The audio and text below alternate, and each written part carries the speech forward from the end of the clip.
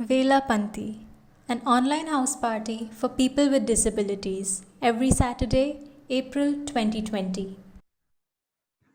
I'm Nidhi Goyal. I am the founder and executive director of Rising Flame. We're very glad that you could join us today in the session 2 of our event series called Vellapanti.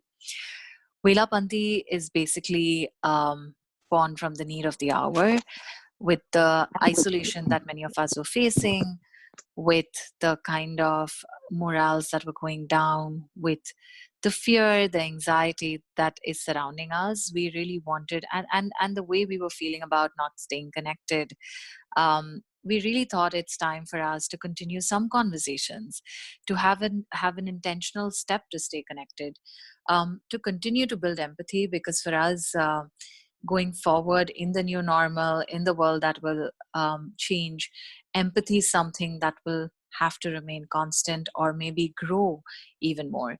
So, with that intention, we designed a series called Vellapanti, which is a series that will come to you every Saturday with different ideas to connect. So, last week we had a book reading session where two essays by two authors were read, and there was a discussion around that. We read chapters from The 11 Ways to Love, authored by Nadika Naja and me, Nidhi Goyal. And then we had a discussion on the kinds of love that we see in the world and how we connect, what relationships mean to all of us. We thought as a step to our session two, following our session one around the book reading, it would be very interesting for us to screen some short films on an issue that is much talked about, understood or comprehended by a few. A lot of people struggle to understand what consent means and want to proactively build some more, um, you know, understand through different narratives what it really could be. What are the different shades of consent? Are there shades to consent? What does it mean when you're in a relationship or not in a relationship?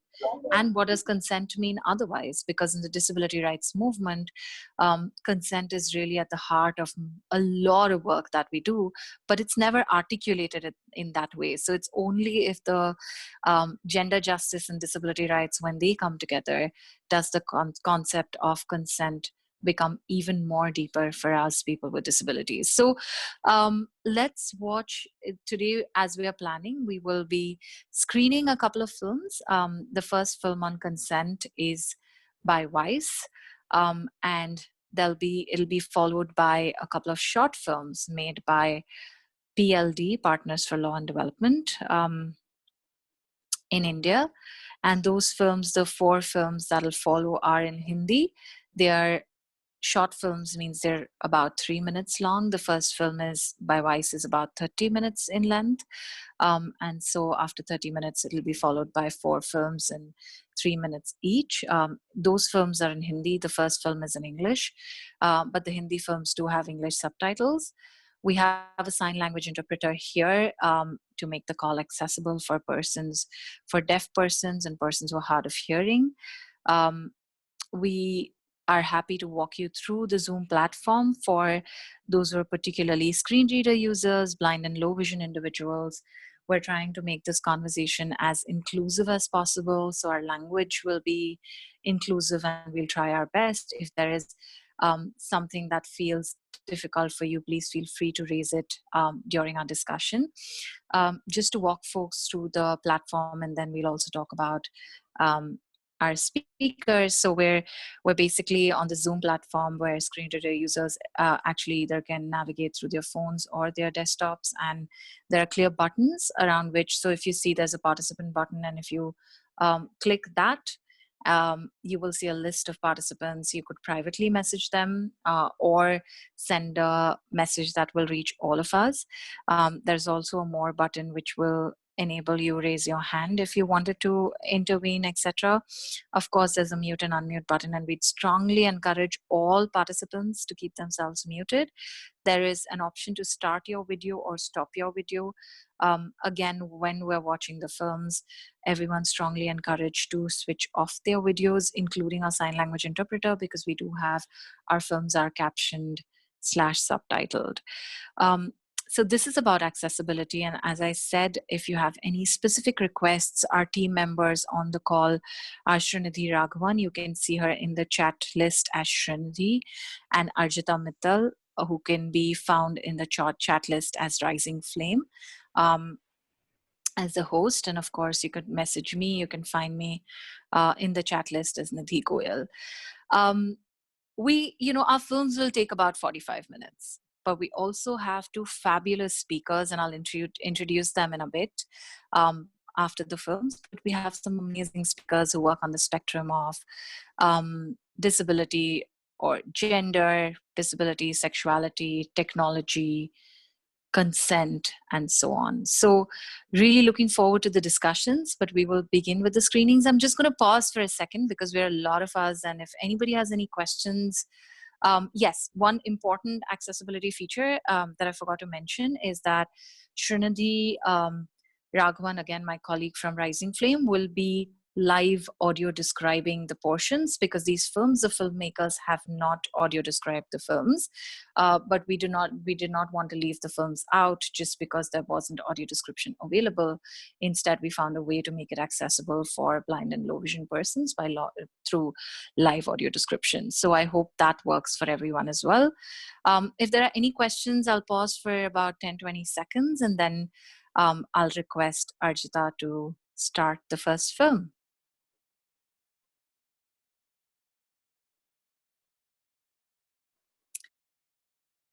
Okay, brilliant. There are lots of people still joining in. Welcome to the call.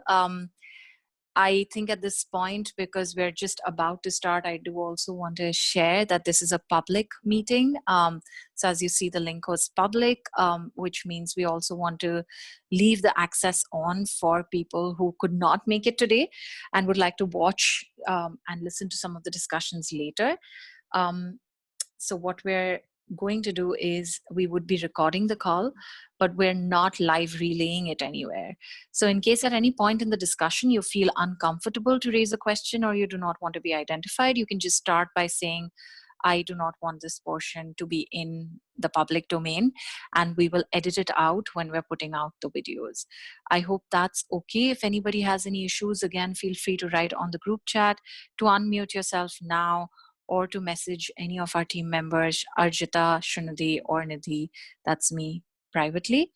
And also we'll be doing some social media around the film screening, around the discussions, where nobody will be named except our speakers. So I also just wanted to reach out to the speakers to say if you'd be okay and if you consent to being on social media or being tagged on social media, and others, if you're okay that the discussions go out, but not really with your name, so not attributed to anybody. Again, you have the flexibility that at any point, if you feel that it is something that you don't want even unattributed to go out on social media, please do let us know, and we'll take care of that. I think somebody has messaged that they do not understand Hindi. Can I please request the person to either message Srinidhi privately their access needs, because if you don't live with blindness or low vision, then there are subtitles, but if you live with blindness or low vision, we can find a way out to translate it for you as well, but we'll have to be creative about it. Anyway, the screenings in Hindi are about 10 to 12 minutes. The large chunk is 30 minutes in English. So I hope we can start here. Thank you once again for joining Vellapanti's session 2, a screening on consent. And I'd request my colleague Arjita, please, if you could start the film by Weiss.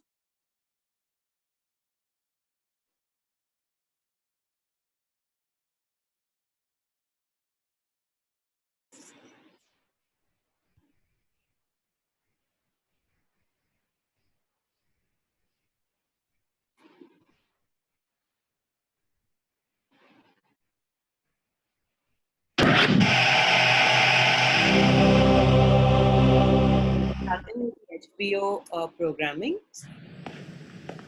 There's a chair and a woman dressed in a flowery dress sits down on it. Can you tell us about a sexual encounter where consent was an issue? Yeah, think over the course of my life, as with a lot of my friends, and I'm sure a lot of women, there have been many. It was my freshman year. It was around the fall, so I just got settled into my dorm room. I was very drunk, and I asked a friend for a ride home.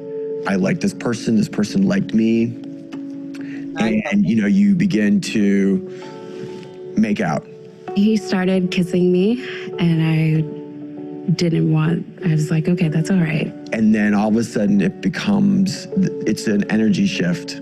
But then he started to undress me, and he had his hand on my head and he kind of like pushed it. And it becomes less about you as a person and more of you as a thing. He had just sort of put himself inside me without me saying anything. And then when I started saying no, he sort of was like, shh. In my head, I was like, no. But, no was never really a factor in whether or not it was going to happen. I felt like if I kept trying, that something worse would happen. So I eventually just kind of let it happen.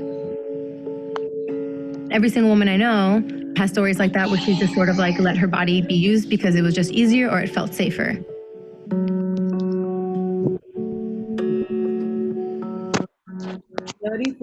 I remember when I was about 18 and there was this guy who was a friend of mine who I thought was the most beautiful person in the world. And we had gone out one night, we'd been drinking a lot.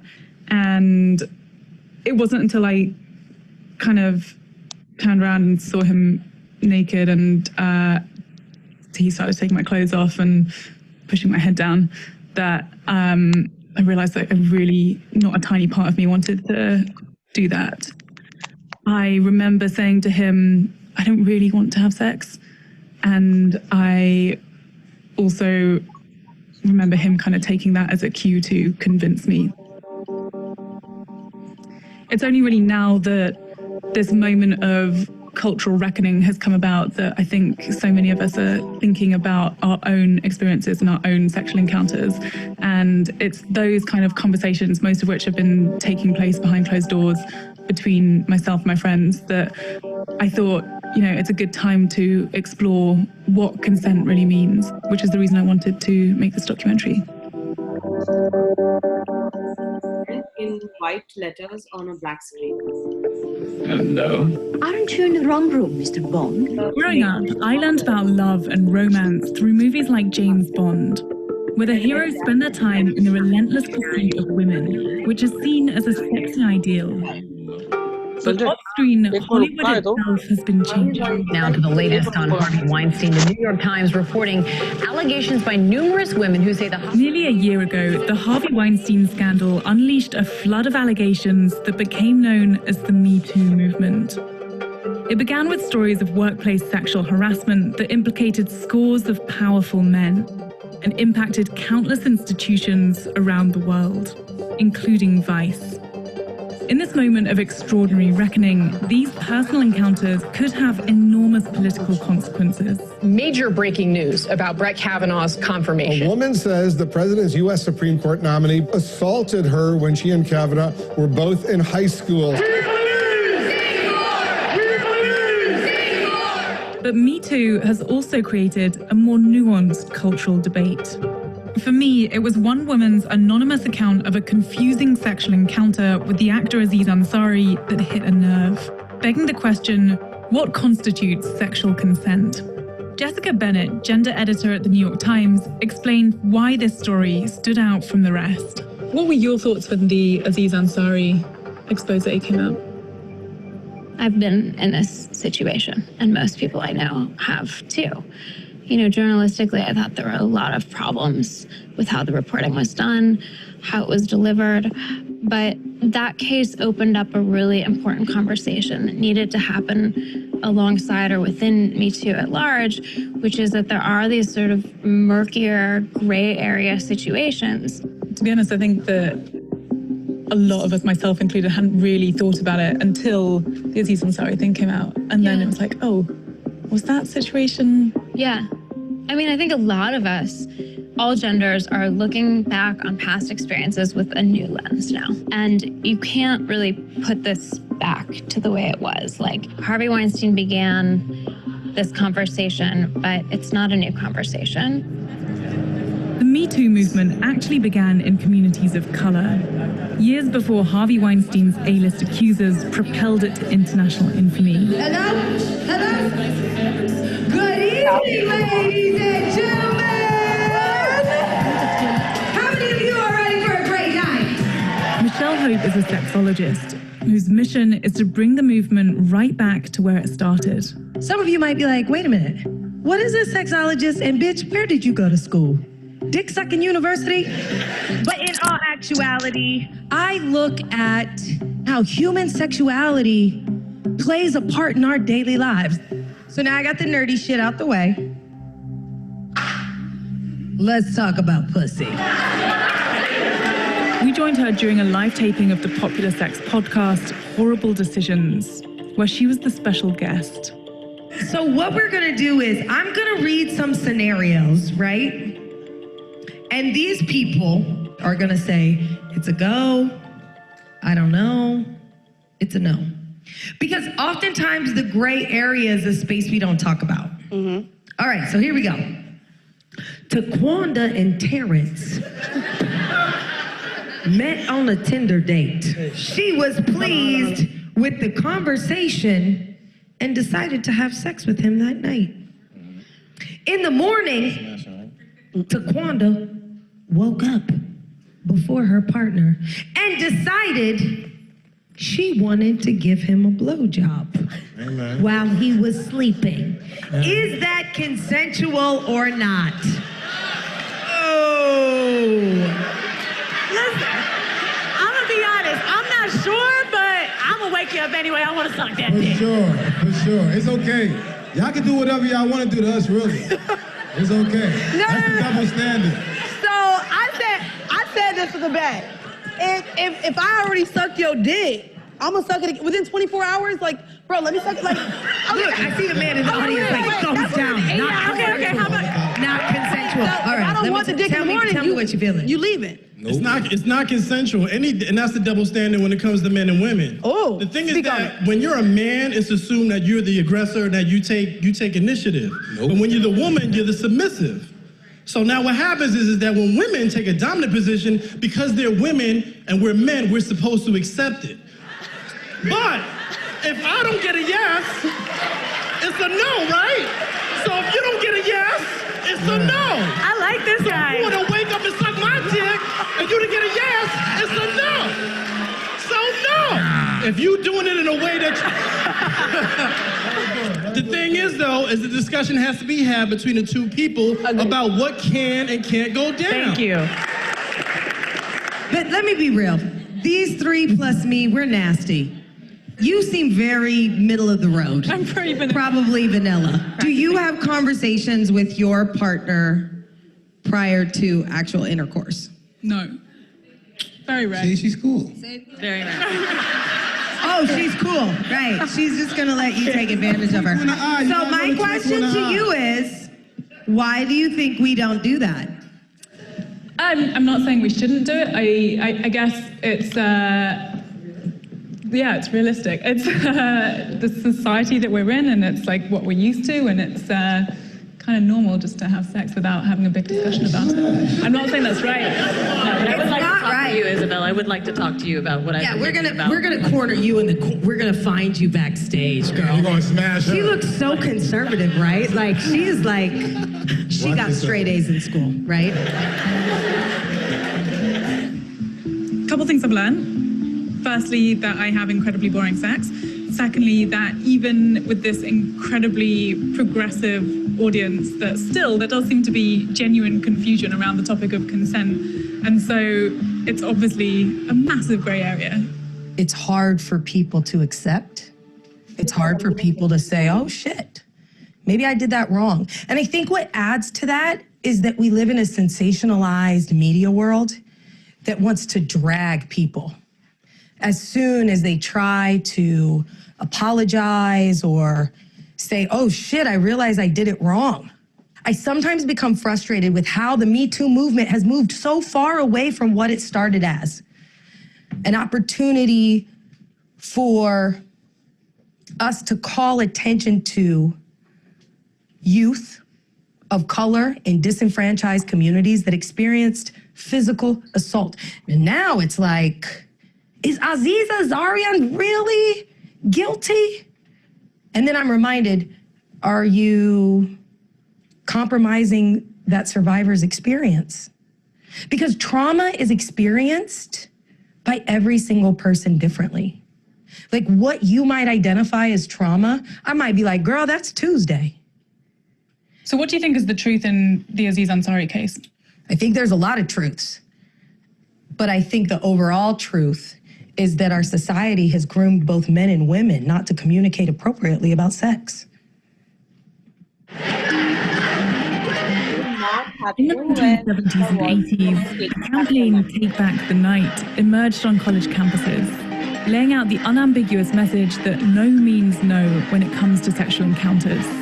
But the problem with that is that anything apart from no could by default mean yes, which is why many universities across the country are now instating affirmative consent policies where only a clear verbal yes actually means yes.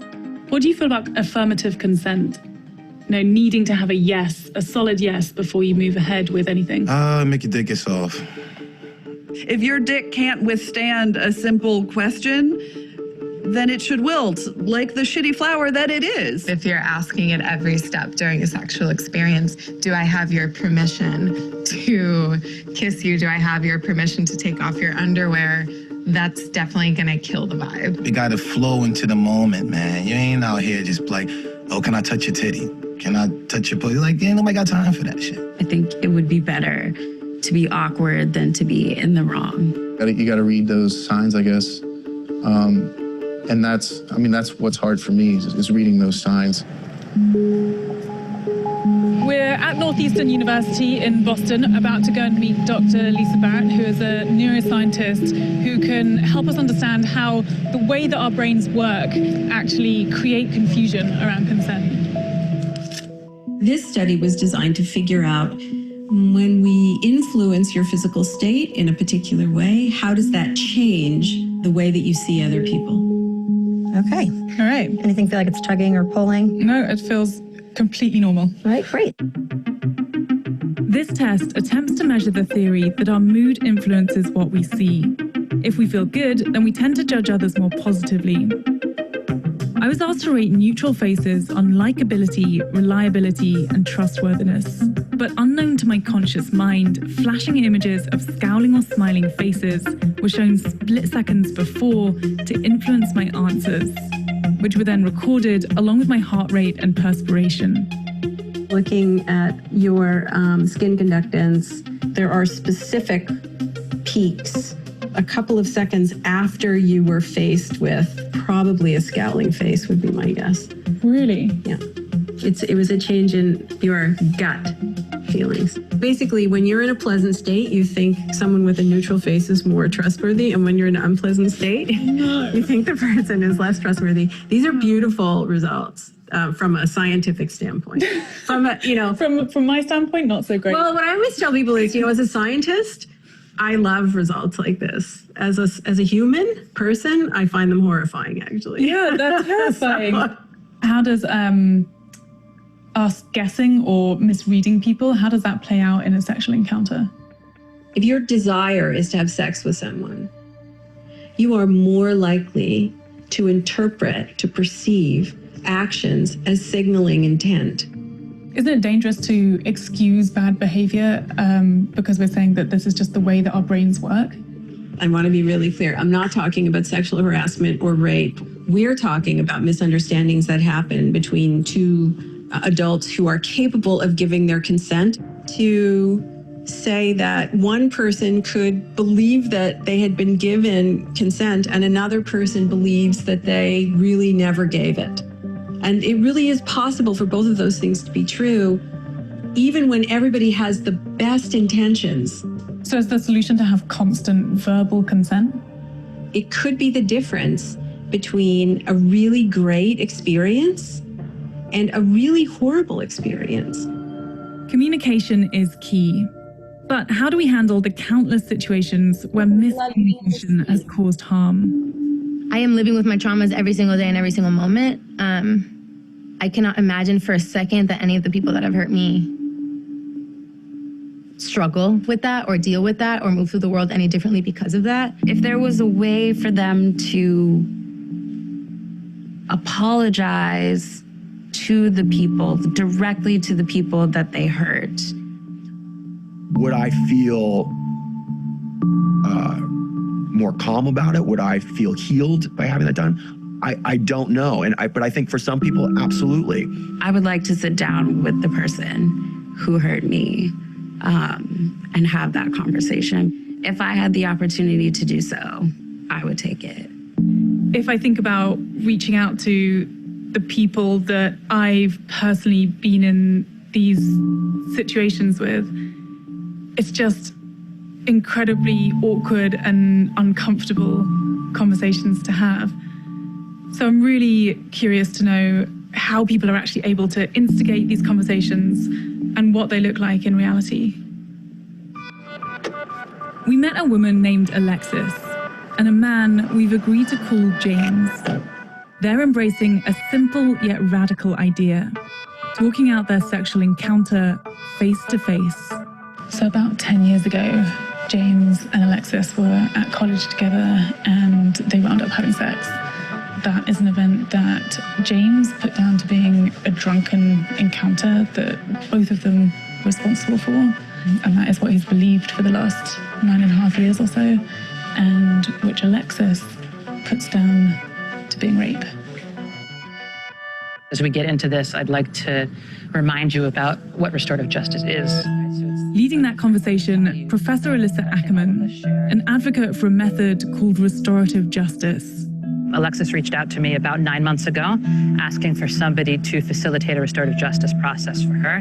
What is restorative justice? So restorative justice focuses on the harm that is caused, not a particular statute violation. These types of cases involve everyday people who really don't understand the depths of the harm that they've caused. By going through this restorative justice, allowing perpetrators to have a voice in all this, are we not excusing them? So I actually think that this holds them more accountable than the criminal justice process does. The fact of the matter is that for every 1,000 rapes committed in this country, only 6 people will go to prison. This offers an opportunity for survivors to get what they actually say that they need, which is a voice, some validation, and the ability to tell their story in a place that they're safe. Alexis reached out to Alyssa for help nearly a year ago. At James's request, we've agreed to obscure both of their faces. You were the one that initiated this restorative justice process. Why and how did you go about doing that? Yeah, I think it was just a last-ditch effort. You know? Like, I'd done every kind of therapy and thought every kind of thought, and it still just wasn't doing it. And I don't know, it was just like, fuck it. And he had like the missing piece of this puzzle, and that was just what I needed, you know, to not have it hurt the same way. Do you have that email that you first sent to him? I do, yeah. So I wrote, I wonder if you're forced to think about it every day like I am. I wonder if you know how it feels trying to stop crying on the way to work when Weinstein and Ailes and Brock Turner just keep winning. I wonder if you know about the years of therapy and a decade of panic attacks, or when the doctors told me I'd probably be managing the PTSD for the rest of my life. I wonder if you know what it feels like when your body takes over, when it contorts into panic and you lose control of your breath, but your brain can't override the system. I never get to forget, because even when I do, my body remembers. I wonder if you know what happened back then, that I dropped out of school, that I fled from everything I knew, that I had now come to distrust, and that finally I attempted suicide. But probably the worst part of all of it is that I wonder if you know that it's in your power to put a stop to this for me. It's always been in your power. You could still say you're sorry today. You could fix this at any moment. We could sit down and figure out how to heal together. I can never change what happened, but you can start to repair the damage any day you want.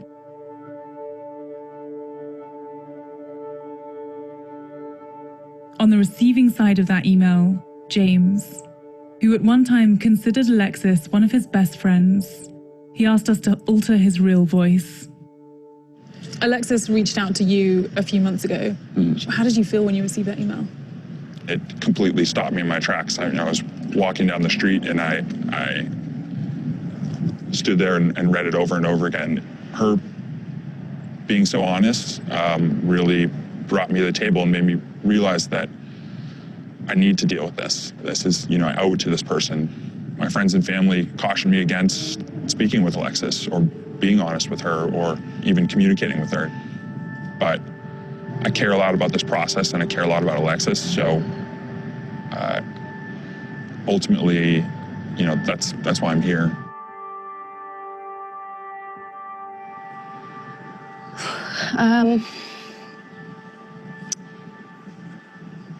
I think in terms of basic details, I remember that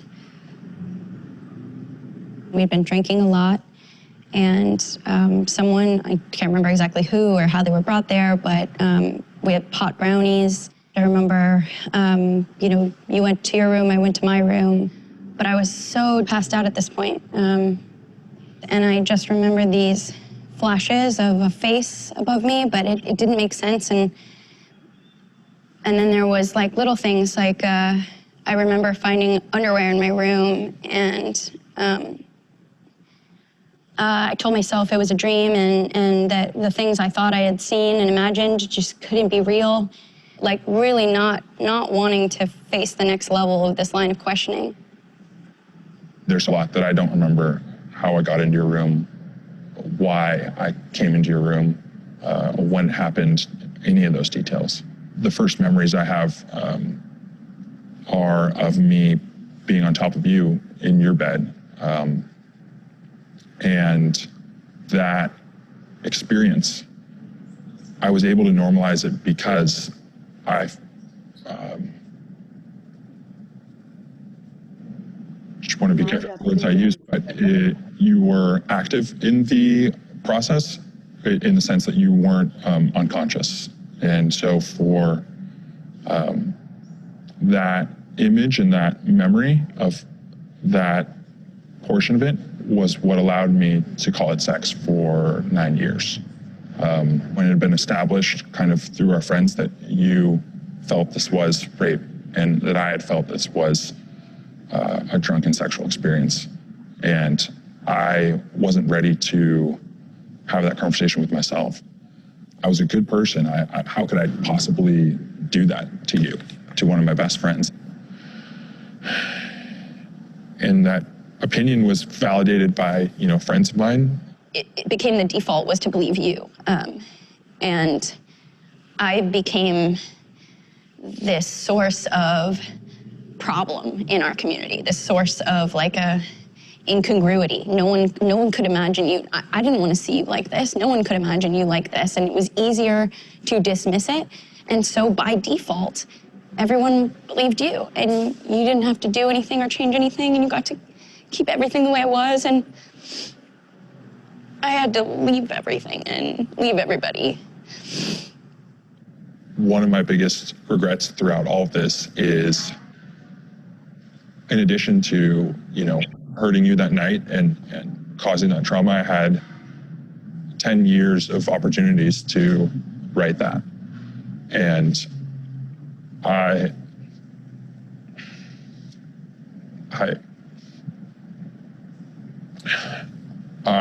discarded you in this process, and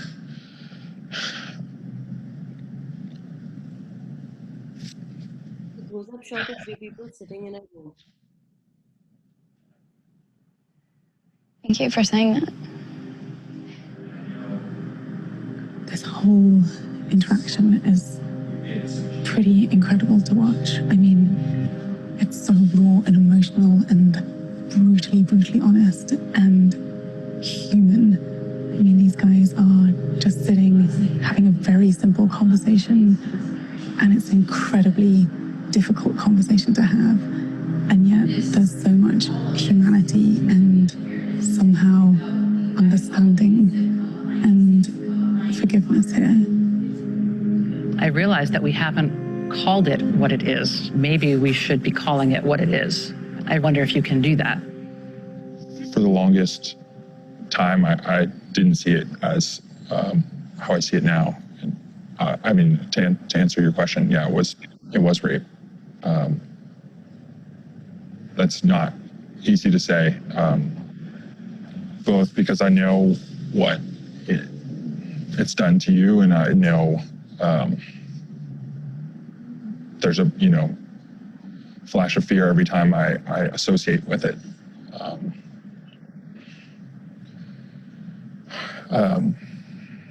At that point in time, there was just two words for this. There was just victim and rapist, and I don't think either of us wanted to be either of those things. I didn't think you were a bad person. I thought you had done a bad thing. And Alexis, for you, the decision to do this was an easy one. But when you were asked to do it in shadow, that was very, very hard for you. Yeah, it was really difficult. If my healing process is one of embodying even the worst things that have happened to me and embodying who I have become since then and what I have become, this was like a step in the opposite direction. But we're not really moving the needle at all until men start doing it. And your words have the potential to reach any other man and show that there's a path to taking responsibility. This feels better to appreciate the fact that we all have the capacity to harm, and we all have the capacity to be harmed. Restorative justice isn't a solution for everyone. For some, confronting an assailant does not equal justice. For others, admitting to actions that could have real criminal consequences is out of the question. But at least for Alexis and James, it is providing the beginning of a way forward. And as disturbing and transformative as the last year of frenzied media coverage has been, what so many of us want is an opportunity to redefine our culture. Even if we can't change the past, maybe then we won't have to repeat it.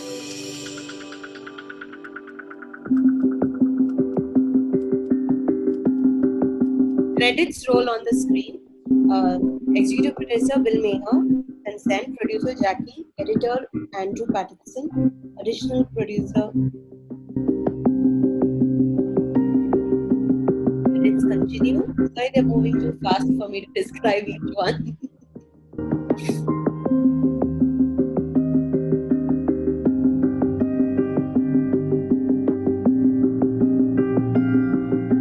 Last screen says duck.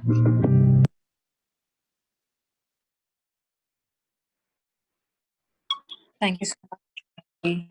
Um, thank you for playing the movie, Arjita.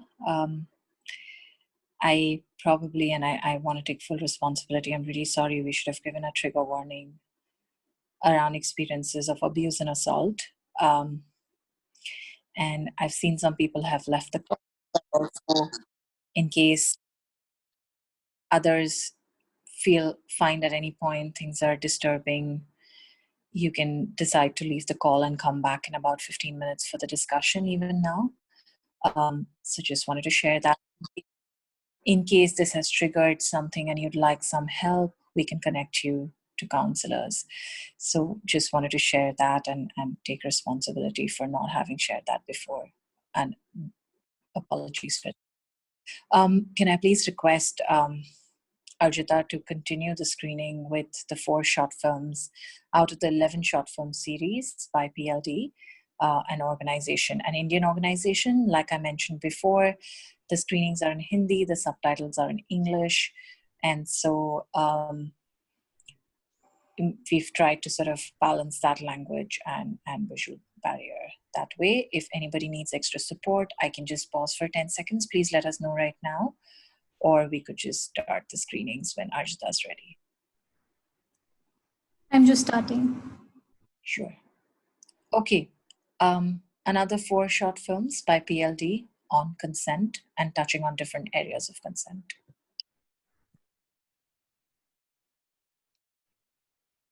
Unboxing consent based on real stories.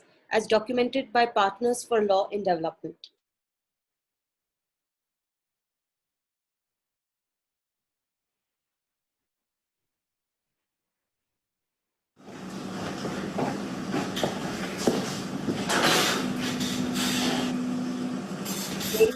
Lab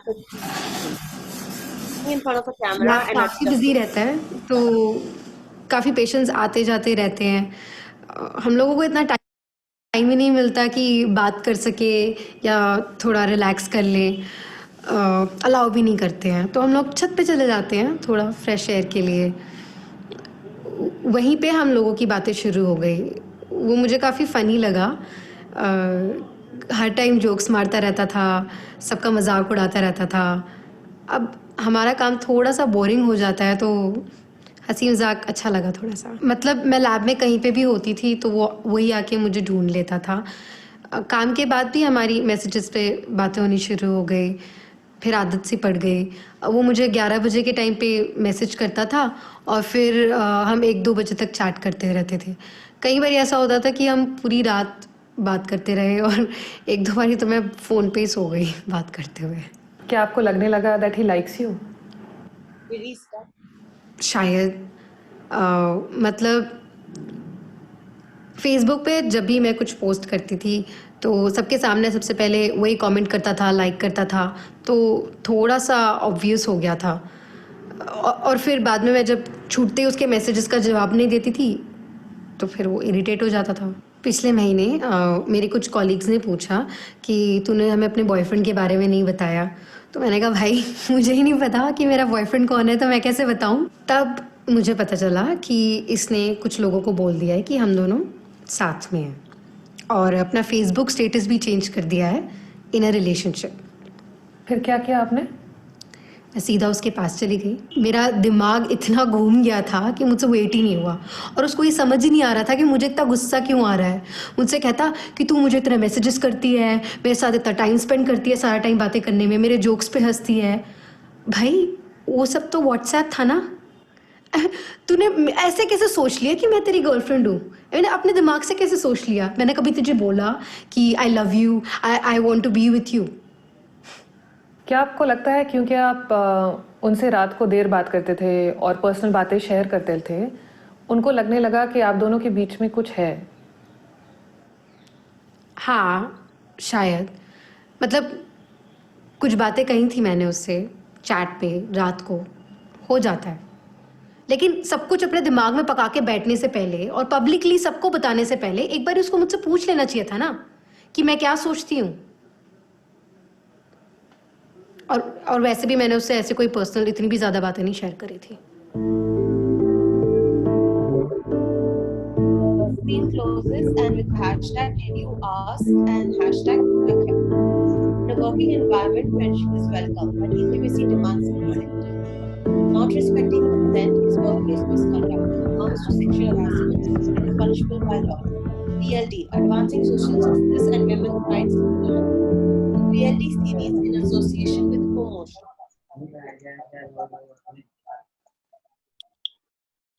Arjita, can you stop for a second?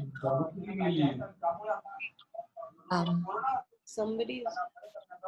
Can I please request someone's request the admin controls to unmute to mute this person?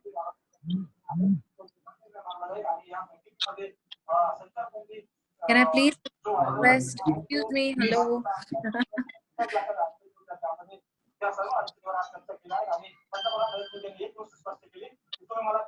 Sorry. Yeah. Thank you so much, Arjita. I just want to also request Arjita at the end of the film, when everything is text on screen, can you just reduce the volume a little bit so that Srinidhi is a little more audible in the beginning when the title flows and the end when the question flows. Thank you. Nidhi, hi, Praveen here. Just one request. Yes, Praveen. If she can pause the video when she is doing the description, because we can't hear what she's trying to say. So Praveen, thank you. That's why I'm just asking Arjita to reduce the volume entirely. Then Srinidhi will be audible. because it's only on music and it's text in these films. In the other films, the visuals and audio was overlapping even from their end, and they had a lot of visuals while they were speaking and the voiceovers was on. So the previous film was harder. All of these short films follow the same guidelines of, like, in the beginning they have music while text is on screen, and towards the end they have music while text is on. So I'll take note of that, and thank you so much for flagging, and really apologies for the first one. Yeah. Excuse me, can you please translate it, because some of us could not understand. So Okay. can you just give the gist? Of course, sure. Thank you for flagging that. I can do that. I was typing privately to the person who had requested it. I could paste or I could repaste that in the group itself. I just sent it privately to the person who wanted the translation, so I can send it to you as well. So can I request you, Srinidhi, that you can send it to all participants, and I'll still text in English while Srinidhi is sending that sort of transcribed. So this is an audio of a girl, a woman. She basically was talking about her workplace, that they don't find, they don't get too much of time to interact, etc. But they used to get some breaks where she and this particular man, because she attributes to him as him, they got to know each other. They used to meet on the terrace of their hospital, I'm assuming, because she said medicine. And they also then started chatting at about 11 p.m. at night. And she said sometimes we would chat so much that I would fall asleep on the phone. There was some sort of conversations going on, and their friends thought that they were dating. Also, if she wouldn't reply, he started getting really agitated if she wouldn't reply something. And what then started happening is that he went on to tell everybody that they were dating without asking her out or without seeking consent. And she did not know about it. Suddenly her friends told her, her colleagues told her that he's saying he's dating you, and he changed his relationship status on Facebook, on social media. And so she says that, we used to talk and I told him some personal things about me, but it's not like and they should have at least he should have at least asked before sharing all of this. And there are some more requests for audio description to be loud. We've noted that, and from this film we will follow this pattern, that the music will be soft while audio description is going on, and at the end I'll just give a 30 seconds or a minute long translated gist. I hope that's okay. Arjita, can I request, please? Yeah, I'm resuming now.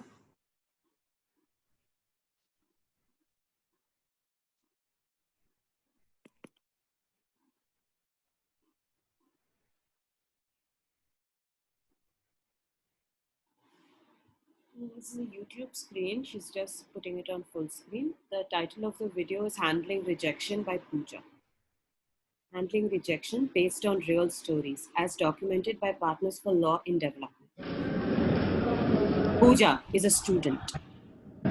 She's sitting in front of a camera. दिन में तो कोई problem नहीं होती थी, वो रात को थोड़ी दिक्कत होती थी क्योंकि मेरे पीजी के टाइमिंग होते थे, 8 बजे तक वापस आना होता था। तो एक दिन उसने बोला कि वो बालकनी से चढ़ के अंदर आ जाएगा। हफ्ते में 1-2 बार हम ऐसे मिल लेते थे रात को। पीजी मैम ने उसको चढ़ते हुए देख लिया और मैंने उनको बोला कि ऐसा पहले कभी नहीं हुआ है, मतलब, लेकिन उन्होंने उसी टाइम मेरे मम्मी पापा को फ़ोन कर दिया। फिर आपने उनको मनाया कैसे? मैंने बोला मैं उससे कभी नहीं मिलूंगी, मतलब मैंने बहुत मिन्नतें करी हैं, उसके बाद जाके वो थोड़ा शांत हुए और मुझे वापस भेजा है और मम्मी साथ में आ गई। फिर भी मतलब 2-3 मिनट ही बात हो पाती थी, वो भी छुप छुप के। तो एक दिन मैं मिली और मैंने बोला देखो ये बहुत मुश्किल है, क्योंकि अगर मेरे मम्मी पापा को हल्का सा भी शक हो गया कि मैं तुमसे मिल रही हूँ तो वो मुझे कॉलेज से बाहर निकाल देंगे, मतलब 2 बार सोचेंगे भी नहीं। फिर भी नहीं समझ पा रहा था कि मेरी क्या सिचुएशन है। रात भर मैसेज करता रहता था और मतलब किसी और लड़के से बात करते हुए देख लिए तो बोलता था अच्छा तुम मुझसे बात कर सकती हो लेकिन मेरे से नहीं कर सकती। कभी कभी तो पीजी के बाहर खड़ा रहता था पूरी रात। मेरी मम्मी इधर थी तब भी पूरी रात पीजी के बाहर खड़ा था। वो व्हाट्सएप पे ऐसे मैसेजेस भेजने लग गया कि मैं अपनी जान ले लूँगा। तो शुरू में मुझे लगा कि अभी ब्रेकअप हुआ है तो मतलब थोड़ा टाइम लगता है, लेकिन उसके 2-3 दिन बाद उसने एक फ़ोटो भेजा, उसने अपना हाथ काट लिया था। तो मैंने उसके दोस्तों को फ़ोन किया कि जाके चेक करें, मतलब इससे पहले कि बात और बिगड़ जाए। उसने अपने थर्ड ईयर के पेपर नहीं दिए, घर चला गया। Must you harm? Rejection hurts. Acknowledging it is the first step towards healing and moving on. Acts of revenge are shaming and are harmful to you and others. They may also be punishable under law. This is translated again in Hindi. Using official position to cause disadvantage in present or future employment to a colleague, co-worker because of their rejection of sexual advances amounts to sexual harassment at the workplace under law. Stalking on social media or in person, bullying, making threats of violence or actual violence to yourself or others, or circulating intimate photographs of someone without their permission are offenses punishable by law. This is translated into Hindi. PLD, Advancing Social Justice and Women's Rights Through the Law, MacArthur Foundation for Financial Support. A PLD series in association with Commotion.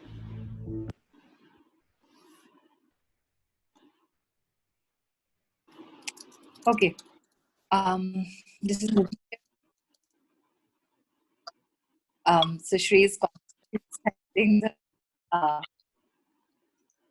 transcript. Sorry, Shri, since you've transcribed the whole thing, do you want to read what you've transcribed? Yeah, sure. So, this is a story of a woman who was living, a girl student who was living in a PG, and she had a visitor who would come to see her. They are in a relationship, it seems. And he used to once climb the building balcony and entered the PG, but it used to happen once in a while. But her PG madam saw it and reported it to her parents, because of which she had to break up the relationship, and she was only able to communicate with him secretly. Her parents, she was afraid that her parents would take her out of college. He would message her at night, and he complained a lot because she was not replying to his messages. And he started sending messages of threatening to kill himself. And a few days later, he sent a photo of his hands cut. She thought that it was just because of the breakup, it would be very hard. She didn't think that he would go through the process of harming himself. She asked a few friends to go visit and check on him. He didn't even finish his final paper. Yes, the videos are all available on YouTube. Ashita, can you go to the next one? This video is unboxing consent based on real stories, as documented by Partners for Law and Development. Niranjini, a professor. बाकी professors जो senior थे वो इतना घुलते मिलते नहीं थे, अपने आप में ही रहते थे, but he was slightly different, more friendly and open, और हमारे इंटरेस्ट भी काफ़ी मिलते थे. हम दोनों को पोइट्री लिखने का शौक़ था और बुक्स एक्सचेंज करते थे, तो ऐसे ही बस दोस्ती हो गई थी.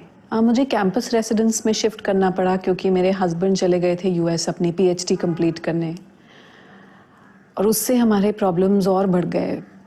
Distance made things verse. तो आप अपने मैरिज इश्यूज उनके साथ शेयर करते थे? हाँ, मतलब वी वर फ्रेंड्स. काफ़ी चीज़ों का एडवाइस लेती थी मैं उनसे. एक बार तो जॉब भी छोड़ने का सोच रही थी and he advice against it and I agreed with him. और वैसे भी काफ़ी सपोर्ट करते थे. मतलब जब मैं शिफ्ट करके आई थी तो कभी खाना ले आते थे, और कैंपस में कोई भी शो होता था या कहीं अड्डेबाजी होती थी तो अक्सर हम साथ जाते थे. विंटर वाज वेरी टफ क्योंकि हमारे मैरिज प्रॉब्लम्स बढ़ती जा रही थी और मैं बहुत स्ट्रेस्ड रहने लगी थी. एक बार उन्हीं के यहाँ डिनर था और जब सब चले गए मैंने सोचा कि थोड़ी देर और रुकूं. सिर्फ बात करना चाह रही थी मैं उनसे, और बात करते करते वो मेरे बाल सहलाने लगे. मैंने नोटिस ही नहीं किया. आई केप्ट टॉकिंग, पर सडनली उनके हाथ इधर उधर जाने लगे और मुझे समझ ही नहीं आया कि क्या कहूँ, और मैं वहाँ से चली गई. उसके बाद कॉलेज में मैं बहुत ऑकवर्ड फील कर रही थी. मैंने उनको अवॉइड करना शुरू कर दिया. स्टाफ रूम नहीं जाती थी, पर फिर मैंने सोचा कि वे मैच्योर एडल्ट्स, हम बैठ के भी तो बात कर सकते हैं. कोई मिसअंडरस्टैंडिंग हो तो क्लियर करनी चाहिए. तो he came over, but then he did the same thing again. मैंने कहा कि मैं शादीशुदा हूँ, तो उन्होंने कहा कि उन्हें नहीं फ़र्क पड़ता और वैसे भी ये हमारे बीच की बात है, तो उसमें कोई प्रॉब्लम नहीं होनी चाहिए. That really upset me a lot. I couldn't deal with that. तो आपको लगा कि आपको यूनिवर्सिटी छोड़नी पड़ेगी इसकी वजह से? हाँ, मतलब I was enjoying myself at the university. मेरा फ्यूचर काफ़ी ब्राइट लग रहा था मुझे, but it was just very uncomfortable. I couldn't do it.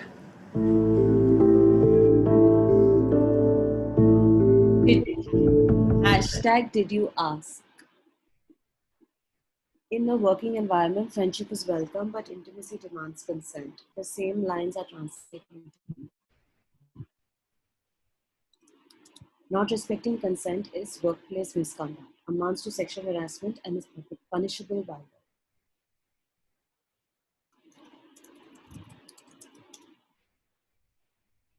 PLD, Advancing Social Justice and Women's Rights Through the Law, MacArthur Foundation for Financial Support. The PLD logo is a tree. A PLD series in association with Comotion. This is the last video that we are watching from this series. This video is titled Handling Rejection, Kabir. Handling Rejection, based on real stories, as documented by Partners for Law and Development.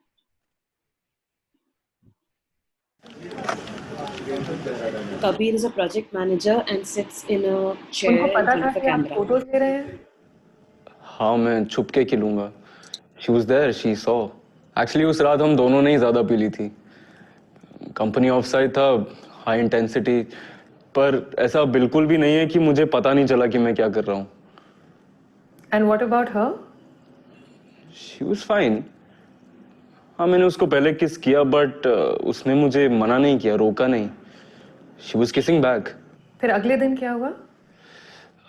अगले दिन I was feeling good, but she was a bit off, I think. उसको लगा कि कुछ गलत हुआ है. Maybe because she was already in a relationship. मुझे पता था कि उसका बॉयफ्रेंड है, बट मुझे लगा कुछ सीरियस नहीं है. एंड लुक ऑनेस्टली उस रात के बाद मैं कुछ एक्सपेक्ट तो कर रहा था. So I guess I wasn't really listening to her side. And what was her side? She told him what happened. उसको सिर्फ सब कुछ वापस सॉर्ट आउट करना था. For her it was a mistake. And then she wants space. तो फिर आपने ये सब अपने कॉलीग्स के साथ क्यों डिस्कस किया? Guess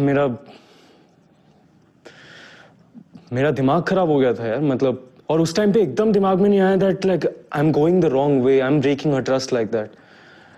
मुझे सिर्फ अपनी फ्रस्ट्रेशन निकालनी थी. तभी आपने फोटोज भी दिखाई सबको? मैंने एक दो को भेजी थी, बट मुझे बिल्कुल नहीं पता चला कि स्प्रेड लाइक दैट. क्या उसके बाद आपकी बात हुई है उनसे? नो, क्योंकि उस टाइम पे मेरे को लगा कि मेरे साथ गलत हुआ है, तो जो भी कुछ था खत्म हो गया. एंड कुछ महीने बाद मैंने जॉब स्विच कर लिया था. किस वजह से?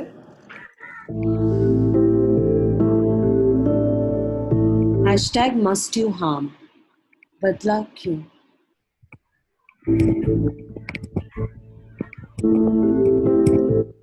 Rejection hurts. Acknowledging it is the first step towards healing and moving on.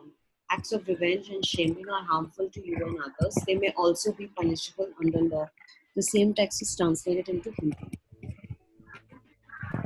Using official position to cause disadvantage in present or future employment to a colleague/co-worker because of their rejection of sexual advance amounts to sexual harassment in workplace under law. Stalking on social media or in person, bullying, making threats of violence or actual violence to yourself or others, or circulating intimate photographs of someone without their permission or offense is punishable by law. The same text is translated into Hindi.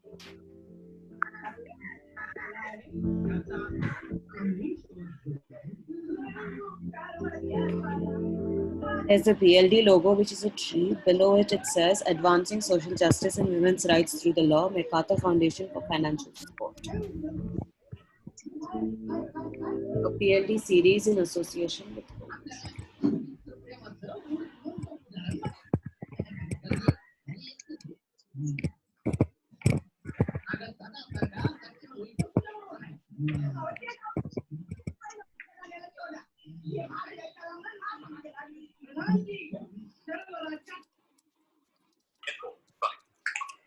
Sorry. Do we have someone who's okay? We're at the end of the screening, Sarjita. Yeah, we're done. Yes, we're done. Thank you so much. Thanks, Shindy, and thanks, Arjita, for coordinating this. I just want to take a moment to pause and let all the different case studies, etc., the different pieces that we engaged with in the last 40-45 minutes to sink in, and to discuss this and take some of the discussions forward. What we're going to do now is just in 30 seconds invite both our speakers. Hold on, Nidhi, hi Nidhi, this is Jagdish. Nidhi, the second movie somehow, I mean, I think I could not hear the audio. If that's the case with everybody, then maybe can we play that again? Was it only me who missed it, or is it everybody? The second Hindi movie. Second short film. Yeah. Jagdish, I could hear it fairly clearly. Okay. So maybe that's fine then. Yeah. But we can also give you a gist again while the transcription is in the box. Yeah, if you go in the chat box, Jagdish, there'll be a translation. It was more about handling rejection and some of the pertinent questions. Some of the experiences shared were when she rejects the man, he sends her photos of his cut wrist and tells her that he would commit suicide. So rejection and harm was, rejection and harm were some of the discussions there. Okay. Okay. Yeah. And just thank you so much for flagging that. It just helps. And we have, we're just going to quickly move to our speakers, and it's very interesting because I interchanged their name for a very, very long time. We have Subha from Sri Lanka and Shubha from Nepal. Thank you for joining us, Subha and Shubha. For everybody who's present on the call, just some brief introduction. They're young feminists who've done tremendous amount of work in gender, sexuality, technology, etc. But just to give a brief introduction, Subha is a queer feminist activist, a writer, a blogger, a researcher, a very dear colleague, and of course working on gender, sexual rights, and digital rights. Currently working also with KRIA, a feminist human rights organization. Shubha is from Nepal, a queer feminist from Nepal. She is the co-founder and executive director of Body and Data. And I know Shubha from the time she's working on sexuality and disability and technology as well. So thank you, Shubha, for joining us. Thank you, Subha, for joining us. I request both of you to unmute yourselves.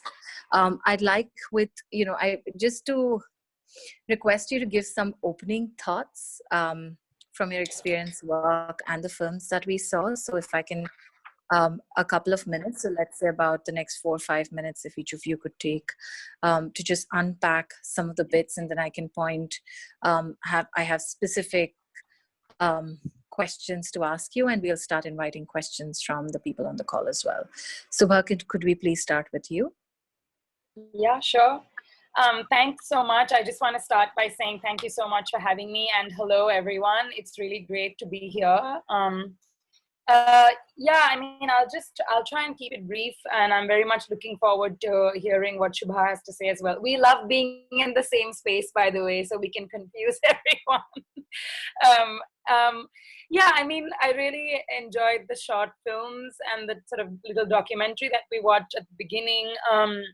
I have, myself been quite fascinated with the Me Too movement, for example, since, it sort of took off on the social media version of it took off, I think around 2018, October 2018 is when, it started taking off in its current iteration. Though, of course, as the documentary said, it's, something that was started much earlier in the mid-2000s by this African-American activist called Tarana Burke in the United States. But, I've been very fascinated with it, and it was really interesting to see the short films just now as well, and think again on the issue. I think some really interesting things were said and explored briefly in in the documentary that we watched first.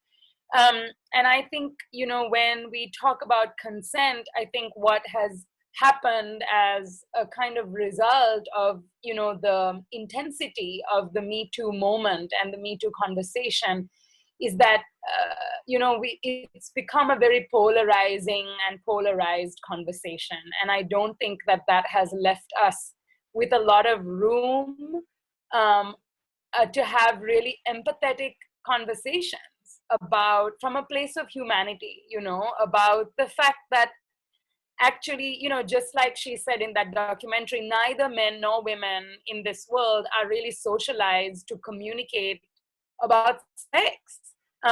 And, sexuality and sex is something that is highly taboo in many of our societies, remains highly taboo. In many of our societies, right? I mean, even in the first world, like, I don't want to say that, oh, in the global south, it's somehow a taboo. That's not true. We know that, at varying levels and in different ways, of course, but it is still something that is still surrounded by a lot of mystery. It's surrounded by a lot of stigma and shame sometimes, depending, again, where you are, what your context is, who you are, what your sexual orientation is, what your gender identity or expression might be, whether or not you have a disability. So all of those things kind of really shape the way in which we experience our own sexuality. And frankly, I just don't think that we have really built a world in which we can talk empathetically to each other about sex and what we like and what we don't like. And yeah, and I mean, I think I'll just leave it there for now, and I'd be, delighted to hear your questions, Nidhi. Thank you. Thank you, Subha. I will come back to you with more questions and really going back to some very basic conversations and things that were raised in the film as well. But before that, can I please invite Shubha to share some opening remarks, and then we could take it forward. Sure. Thank you, Nidhi, for including me in this conversation. And also thank you everyone for attending this movie screening and then the chat. I think the documentaries and the short films that we watch, I think I really like the fact that the short movies were from India. And, the mundane conversation that we have around consent and how it is presented as this blurry, hazy kind of thing in our context, it's actually really nicely portrayed. What I was also noticing in those short movies around how, those things as stalking and sharing photos, or getting wrong clues from people who are posed as people who are survivor victim in these kind of short movies. I mean, these things always happens, right? But also the component of digitalizing or using technology or media or phone. So that was coming across quite frequently. But watching these movies and documentary also made me think of the work that we have been doing in terms of, not just looking at people who are seen as vulnerable, like women, children, people with disability, and kind of having protectionist lens towards them, not just from state, but also from our families, of always policing what people do, but also how it restricts them from expressing and exploring themselves, especially their sexuality. So just wanted to highlight a couple of points in that. So in one of the work that we are doing now, we're talking to people with disabilities in Nepal, activists, as well as people outside the movement, and how a lot of self-censorship happens just because they are activists and they think that they have to use media and technology or internet mostly for work and not for the sexuality, and how they are seen or not seen positively by other activists. So that is why a lot of controlling of sexual activities happens online by these activists. The other part that came up in the conversation that we were having is how among people with disabilities, it's very heteronormative, and other queer folks within the disability spectrum are not visible, and how, again, binary model is used by the movement itself. I'm talking on the basis of Nepal context, but I don't know if it's the same in India or elsewhere. And the third part is about how even when people were exploring their sexuality and want to enjoy internet for their sexual pleasure, like trying to access porn or taking nudes, that's not exactly accessible, like in terms of how to navigate sexting or how to watch porn, how to find porn that is more accessible for people with disability, people with hearing impairment or visual impairment. So yeah, I'll leave it there for now. Thank you. Thank you so much, Shubha, for your opening remarks, and we will come back to some of the pieces more about digital security and the whole consent piece.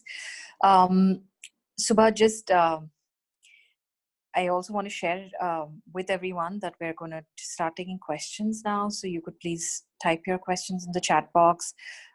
Just taking the first round as a facilitator's privilege. So Shubha, just wanted to ask you, and I'm quoting from the film that we saw, right? 3 statements. I mean, the whole film stood out for me, but also, I mean, of course, there's taboo around speaking about sexuality. Speaking about consent also in many communities is a taboo or a non-question, right? So it's not a question at all. Why would you talk about consent? You know, we know between people know if it's consensual or not. And like I said, it gets more complicated with disabilities because we feel like some groups of people do not have the ability to consent or should not be asked for consent. But there were 3 very common statements because I think when the Me Too movement started, the biggest problem that everybody stated, quote unquote, and in their words, I'm saying problem, is that if you start taking consent, it kills the romance.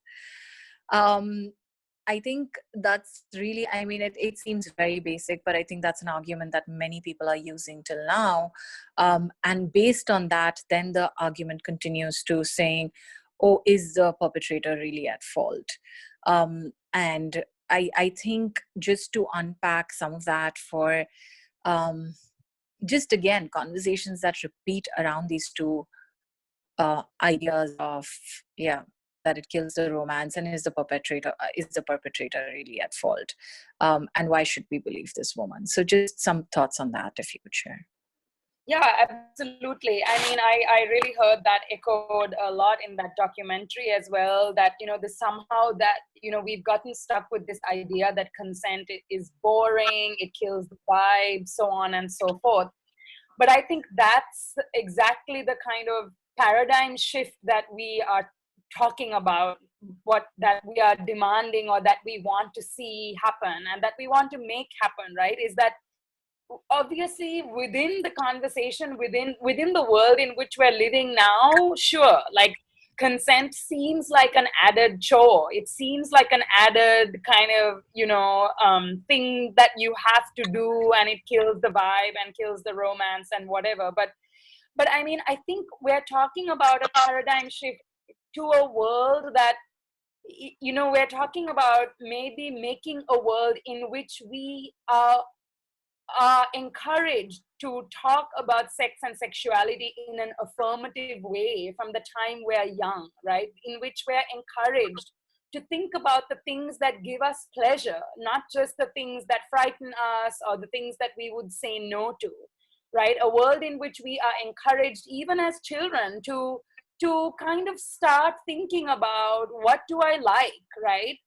And I've said this before, but it's interesting that the entire conversation around consent in the way in which it's being had right now is about saying no, but actually consenting is a way of saying yes to something that you want, right?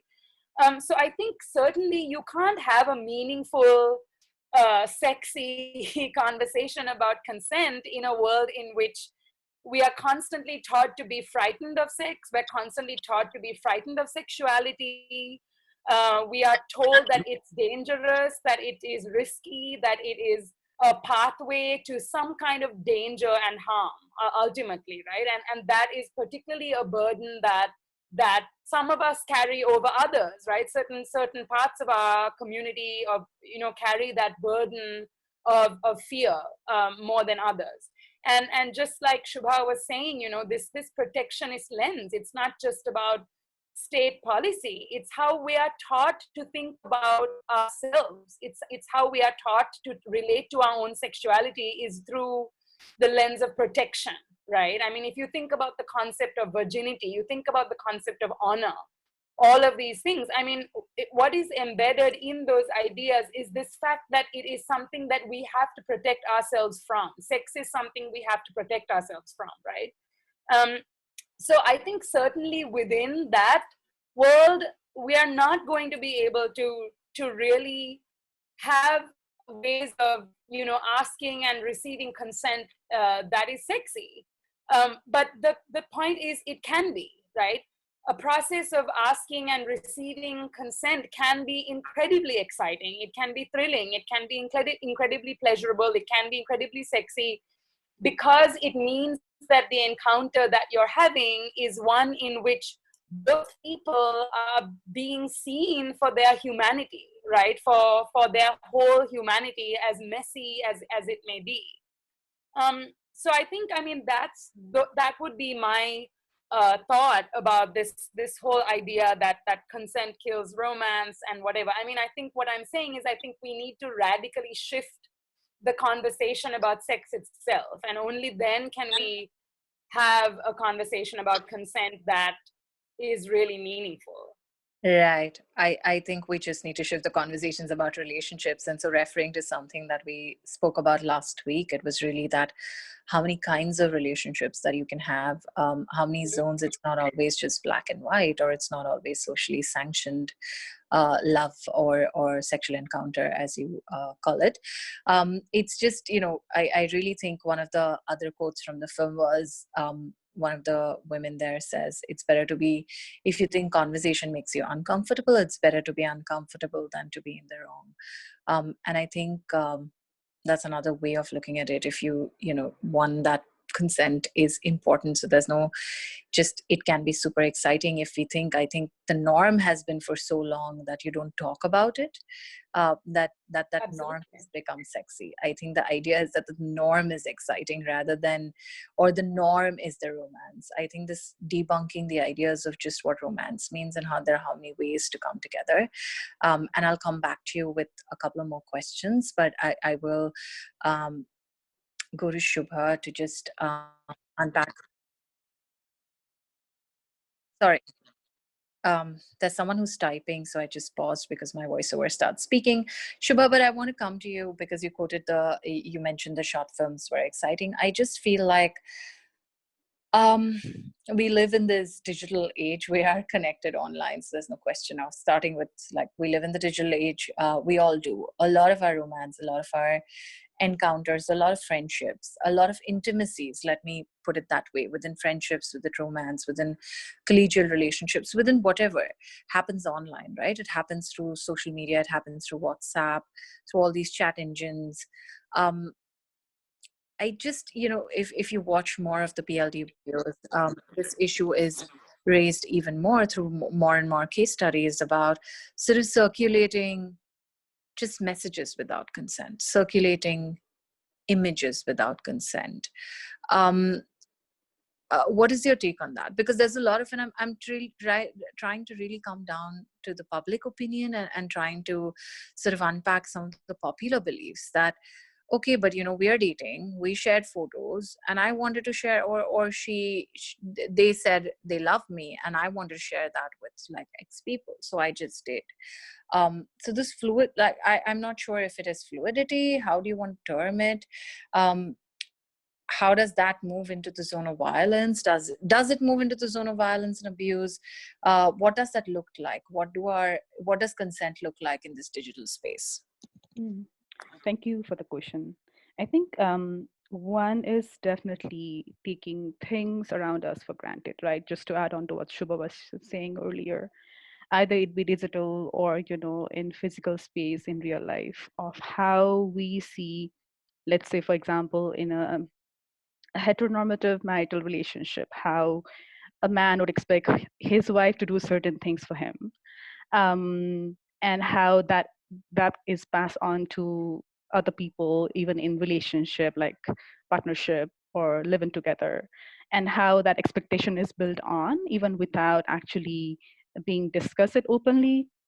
So I would bring it down to not having, like, our culture, I guess, or not just cultural specific, but the people, and then how we communicate with each other, and not being able to talk about our emotions and feelings, and not having language to it, is one of the issue, definitely. And like, again, going back to all the videos, like we were seeing mostly like women or marginalized group who are being victimized. So who is again at the bottom, like who gets victimized?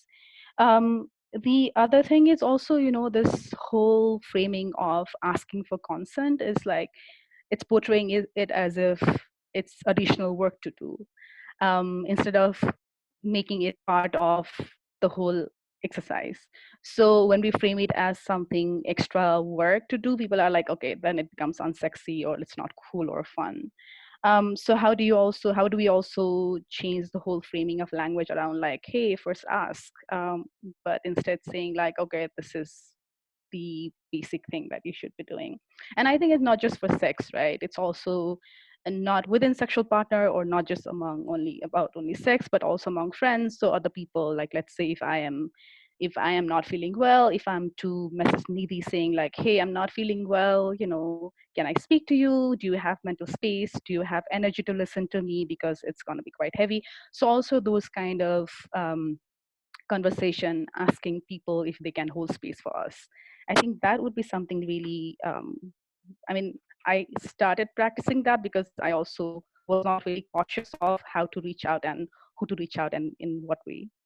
The other thing, whenever it comes to digital sphere and exploring and talking about a sexuality, I attended this workshop, like a short workshop on talking about sex and sexual desire. And what the facilitator made us do was to actually write down 3 things around sex and sexual pleasure that is a big yes to me, and 3 things that is a big no to me. For example, it could be, related to kink or other kind of sexual fantasy, or also about like talking, could be about like, how do you say kissing, could be like kissing or smooch or like something else. How do I call my vagina? Is it vagina or coochie or something else? So also having that layout in front of us made it very easier for people in the room to communicate with each other about pleasure. So I think having those kind of boundaries set, either it be in friendship or it be in romantic or sexual relationship, or even just like, sexting relationship, because we also do sext and have romantic and sexual relationship with people outside our partners, let's say. So yeah, I think more like bringing those um, uh, ways, or how do we communicate with people, I think that is something we can do from wherever we are, even at individual level. Thanks. I don't know if I answer your question. I just wanted to understand a little more on how do we have, and either of you could respond to, is it even like, the framing of that post a breakup, or have holding intimate information from of someone, and then sharing it out. How's that framed? Like, is it a violation of consent? And what are the ways either to secure ourselves? What could be some of the, I wanted to also move a little bit in that direction, and then I'll also respond to some of the disability specific comments and suggestions that are made in the chat.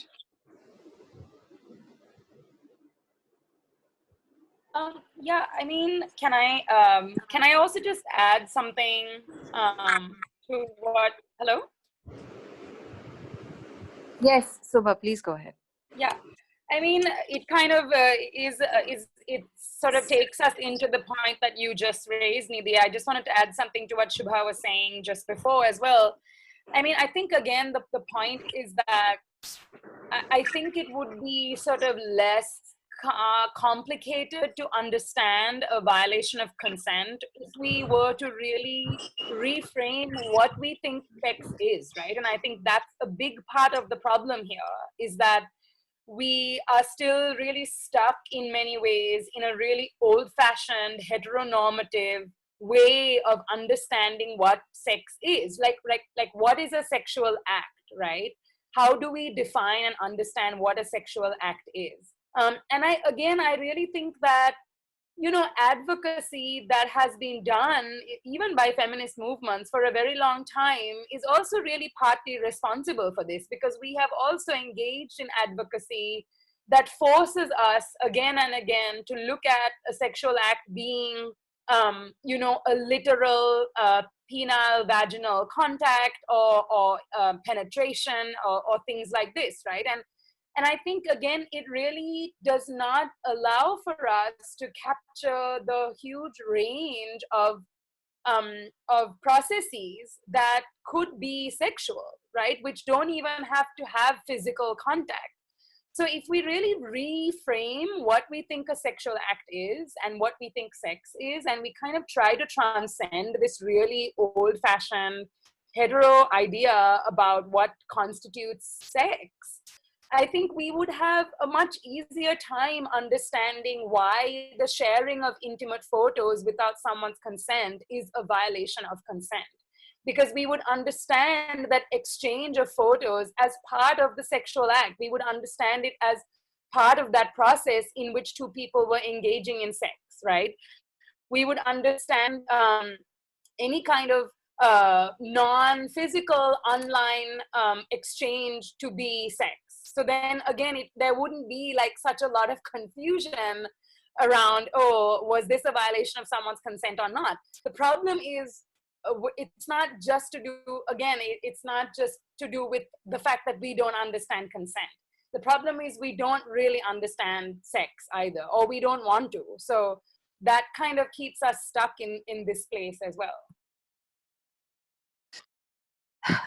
Thank you, Subha. I think one of the comments by a woman with a disability from Africa was very interesting, because she says that if we want to say there isn't any consent and we want to say no, you're shamed into it, or you're almost forced into it, because women with disabilities are assumed to not have sexual opportunities. And so the guise under which you're forced is that you should just accept this because you may not. You may not sort of have this sexual opportunity to experience sex or intimacy ever in your life. So just the whole idea of asexuality, undesirability kicks in so strongly that this becomes almost a way to perpetrate violence, almost a way to normalize violence, and to make it more acceptable. I think somebody has unmuted themselves. Do you have a particular question? Okay. Yeah, just on that, Srinidhi, can I also request you to read the couple of other comments that have come in? Yeah. Sure. Somebody wants to ask a question, but okay, I'll read the others. Most of the people do not agree with our idea of consent. It is very hard to convince people, especially the police. Tripti Jain says, I'm Tripti, a feminist and researcher from Internet Democracy Project. We are reconceptualizing data as an extension of our body and what consent means in data governance. My question is to Shubha.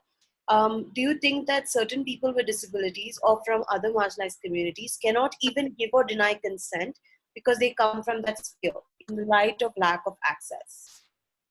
And then there's another person who says, Praveen, who says, it takes a long time for blind people to express sexual desires. Often there are many misunderstandings about the opposite sex. The societal attitude of blind people being sexual also adds to the deprivation. Can you hear me? Yes, we can. Hello? Yes, we can hear you. Please go ahead. They muted themselves. The last point is also from Tripti, which says that just dropping a comment in digital world to prevent people from sharing others' information without consent, it is imperative for people to understand the importance of privacy and that consent is a non-negotiable. Thank you, Shri, for reading all of those. I'm just going to start with one of the questions, and then I'll request Shubha and Subha to come in on the rest. I think I'm still going to also encourage both of them to talk about the disability specific questions if they'd like to. I think it was a question by Praveen. I think there is a very normalization to expression of desire. And I'll make the sort of ambience a little light, or the conversation a little light, and I'll share with people here that, you know, my colleague, who I'm not sure if I have the consent to name, basically told me that you really don't understand when somebody's flirting with you, right? For sure, please do. Okay, so I have consent. Srinidhi, basically, after one of my talks, she was like, oh my God, Nidhi, please, like, build some understanding. You have no perspective. You're not able to understand somebody's flirting with you. And I'm like, no.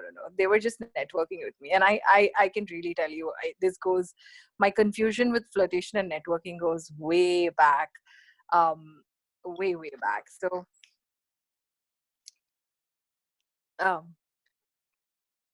sorry, am I audible? Yeah, we can hear you. Yeah. So basically, I went on thinking about why this is happening, because some folks have told me this earlier as well. Some others have told me this, and I was like, okay, wait. And I gave it a serious thought because Srinidhi told it to me, and she gave that feedback, and I was like, okay, wait. And then I came back and I said, because people have almost made a kind of, like, to approach someone, we have a very typical way of approaching someone, because I don't know if because Bollywood taught us, because it's a natural inkling, because that's how we see romance happening or desires being expressed. It's like through eye contact, right? That's the first point that's been told. And so for me, I was like, if somebody wants to flirt with me, they'll find a better way. They'll find an accessible way. I may not get it because I'm blind, but which means they don't know me well enough. Or they're not trying hard enough, or they're really sticking to the very quote unquote normal ways of expressing desire. So I'm just trying to say that for all of us, I think expression of desire gets complicated with disability. It does even more, because even if you're hitting on a person, or if you're expressing desire towards someone, something, etc., the whole idea is like, no, you're getting them wrong. These are people with disabilities. These are nice people. They don't think about such things. And I'm deliberately using all of these words because we still taboo desire. We still have a taboo around desire. We still have a taboo around sexuality. And we still have a taboo around sex. So the whole idea is that, but disabled people equals to asexual, equals to nice people, equals to godlike, and equals to childlike. So within that whole spectrum, it does get complicated. And I would agree with that. But I think it's also the reverse. It's also that disabled people are godlike and childlike, and children do not need to consent. And that brings me back full circle to Subha's point that we don't encourage our children to express their desire. We don't encourage our children to say what they like and what they don't like. Just to circle back with Shubha and Subha for the other comments around. And Shubha, if you'd like to start about what Tripti has specifically asked. Yeah. Yeah, sure. Thank you, Tripti, and nice to meet you here. Thank you for the question as well. And like what Nidhi was just saying, if they want to flirt with me, they should find ways, like other ways that I would be able to understand, right? So also all these organization people who wants to get consent from people, and whenever it comes to people with disability, them saying that it's difficult for them to give or deny consent because of lack of accessibility is something they need to fix. If it's actually like meaningful and then informed consent, because it is like clearly based on medical model of like, okay, this is not done, so that's why we don't have this, and people with disability can't participate, or they can't do this, instead of fixing the whole structure. And also in terms of data, like even for able body, the way our data is being used and the consent that we provide, quote unquote, with our consent is not exactly fully consented, like that's another debate and discussion to be done. But yeah, thank you for the question.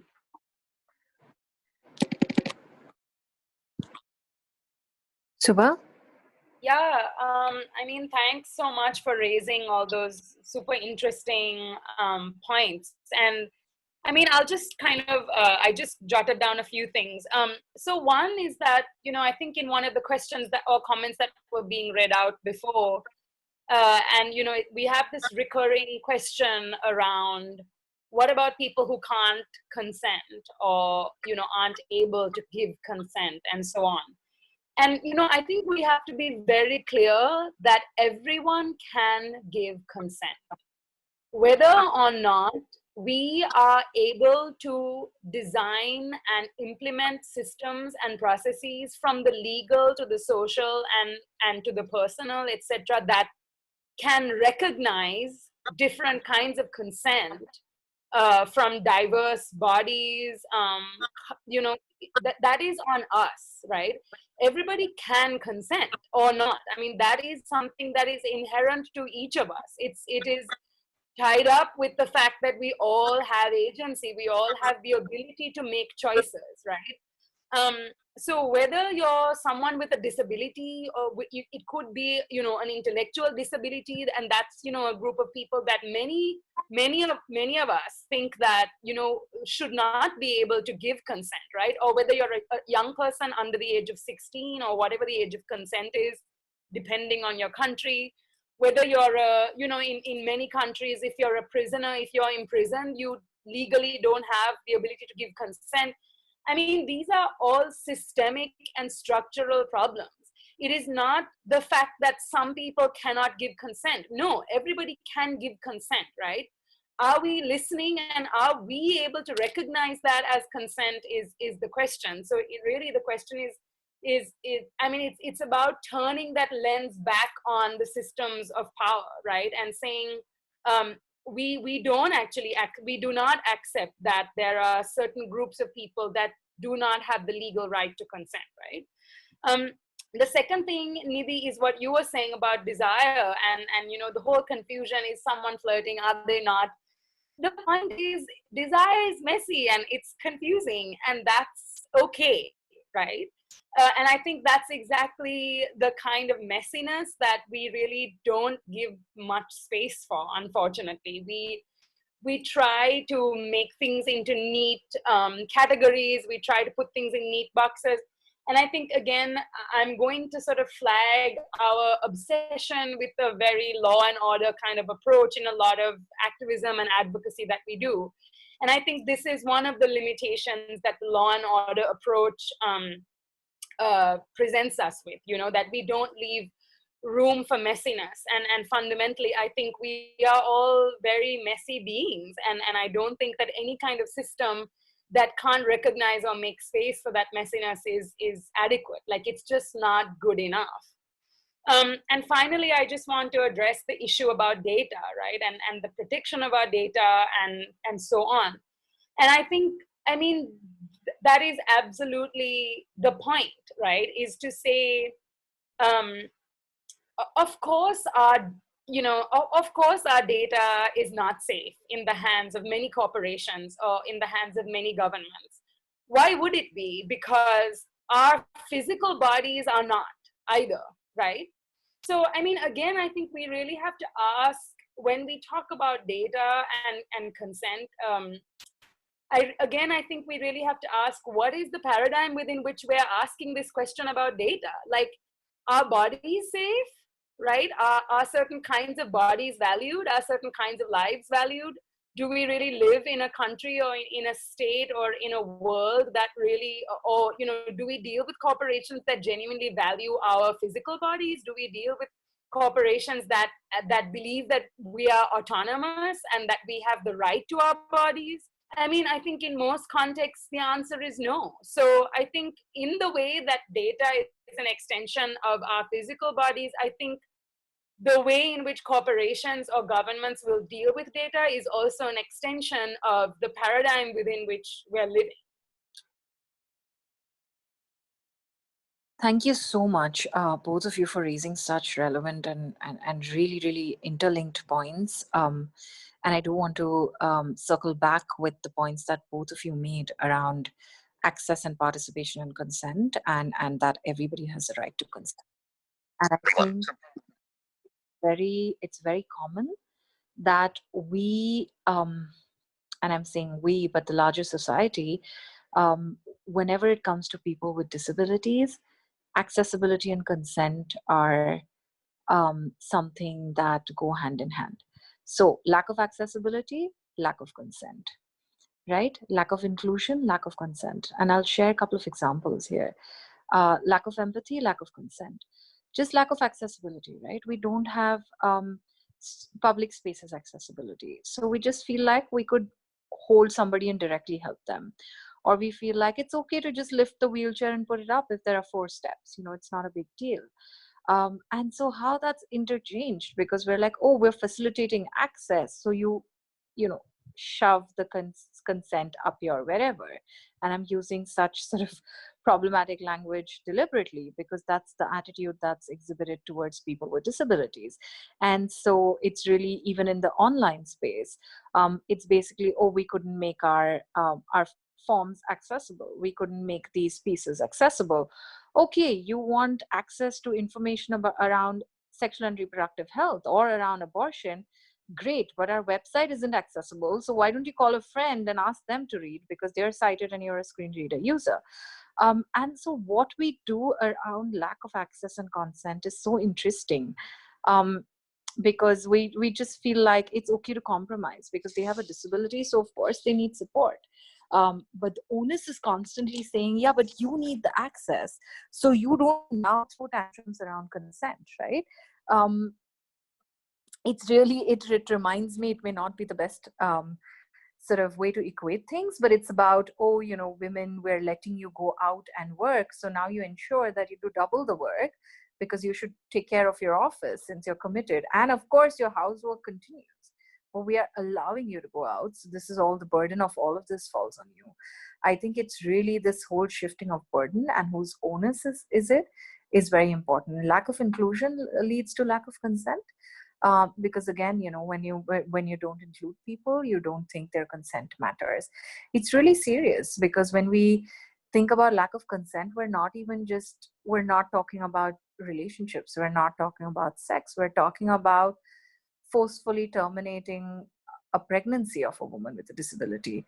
We're talking about forceful institutionalization because we feel like their consent is not important. They're all quote unquote mad or live with a psychosocial disability.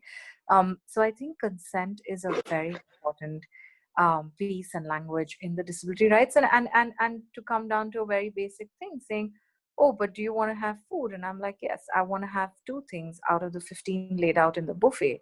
And then somebody serves 5 and says, no, but they're good, so we brought it for you. So it's either your decision to waste food, which you don't like to do, or it's just somebody helps you. So it's okay if you said no to the rest. You should really take it. I think this consent as a daily living, we all navigate consent in our daily lives. It's just that we don't, in some of our lives and realities, we don't realize how much we navigate consent. And I think that's really important to keep in mind about this. And just, everything is not a violation. Everything is not law. Like Subha's saying, it does not have to be saying, oh, it needs to, consent needs to become positively a part of our life, rather than sort of, oh, if you violate this, then you're penalized and hence you should not violate it. I think the whole idea of positive consent, I think that's the term that the film uses in a sexual and relationship context. But I think that's really a thing that we should all do, no matter how much we feel it's for the benefit of the others, because that's the language that disability rights always sees, saying, hello, but we're helping you. It's okay if we held your hand instead of your elbow, or it's okay if we pulled you by the waist, and we couldn't from across the room tell you we are here because you're blind. So it's okay if we came and grabbed you. I don't think that works. So just to also, I think that the thin veneer, or the veneer that we constantly put around acts of violation, and we constantly shove the onus on the vulnerable person, is something that I wanted to highlight here. and for us to reflect and become even more conscious. I wanted to get slightly back to, I don't know if there are more comments. Srinidhi, please stop me at any point and share more comments. I have a question specifically around, again, going back to the films and talking about, the conversations and the debates that the Me Too movement brought forward, because the conversation was all about, but this person cannot be the perpetrator because they're so nice otherwise, right? They're a fantastic actor, or they're a brilliant judge, or they've been so socially conscious and they're a great development sector professional. And this constant sort of pressure of, I don't know how to frame it, but again, the truth being established by the person who shares the experience of violence. I think just if you could shed some light on that, and then we'll come to the closing thoughts. Yeah, that's a very important discussion to actually have. It's also like how whenever like Me Too as a movement, it has been there. No, people coming out and then saying that this is the person who violated me in certain ways. It's always been there, but this actually has given a lot of boost in the name of Me Too, and because it was online and a lot of people across the countries, across the region participated, so it was really huge. But at the same time, how it went to the national level discourse was really interesting to see when it was happening. So I can give you a small example from Nepal. So when all these, so when in India, the list of professors was released online for being sexual predators. So there was one of the case here as well. 3 students from a public university said that a professor was abusing them when they were students, and this professor also happened to be in indigenous movement. So what the indigenous movement did was they actually blamed these women, like 3 students, saying that, oh, they're actually jeopardizing our movement itself, and it's actually a blame for this professor because he's a pillar to our movement. So indigenous movement didn't support it. Indigenous women movement didn't support them either. The mainstream women's movement that we call mainstream, they were not exactly interested either. So who were making noise were like people like us who were online, like, who people call like Twitter activism or whatever, Twitter activists. So that's why it didn't, even the cases that came forward didn't get a lot of highlight. That is one. The other thing was also this whole pressure from media and other civil society group to women saying that, okay, this is the right time to bring all the stories and all the pain, and then bring out the people who have been sexual predators. And again, putting the pressure on victims and survivors, saying that, okay, you need to tell people your stories, all the pain that you have gone through. It has to be public, because their whole idea was the iron is really hot, so we have to hammer it where it's already happening in India or elsewhere. And whereas we all know, like the system that we have in terms of mental health support, in terms of physical safety, like it doesn't exist. So even if the stories would have come out, and even the stories that have come out, the people did not exactly get support. So there was all this kind of small things that were happening that didn't actually got into the larger conversation. The whole thing was around, okay, we have to name and shame these people, and it has to be brought to the justice. Whereas we all know how our justice system and how our legal system works, and how it does not actually favors people who are in marginalized community or who are already marginalized. So yeah. So much, Shubha. I think those are some excellent points, and I'll use it in the closing remark. Shubha, can I please move to you to just have some reflections on this? And Srinidhi, I'm going to come to you as well. I'll start the closing remarks from you. I know there wasn't an opportunity to ask for remarks before, but just, yeah, Shubha, over to you.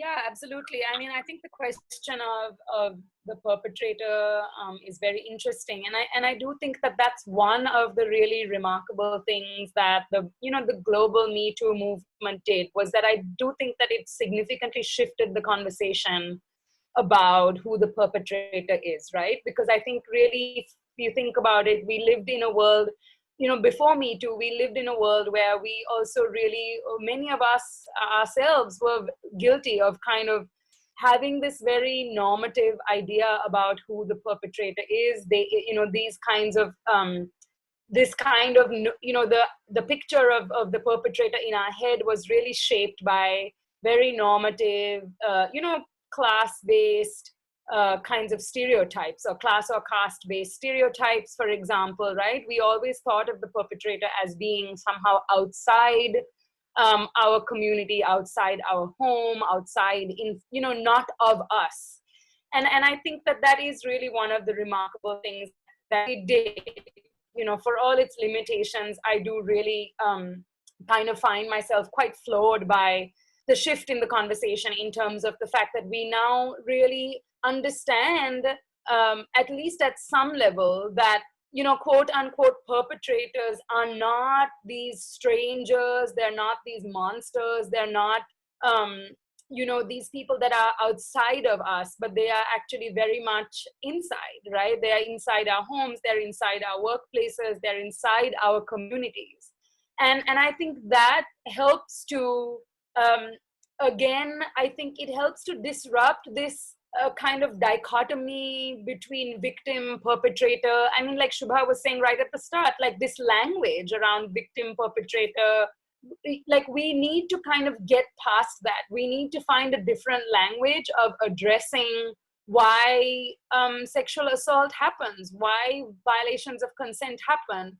And the fact that, I think the toughest question, or the toughest thing that we do have to face, is that it is coming from people that we know, that we trust, that we think are our friends or our relatives, our co-workers, our bosses, and so on. And I think that is something that we really have to sit with, because I think if we really sit with that question, I think we will find that we can't really walk away with this very simplistic understanding of, oh, I am a victim and this person was a perpetrator. Like, I think we will find that that analysis is not going to get us far, and it's wholly inadequate.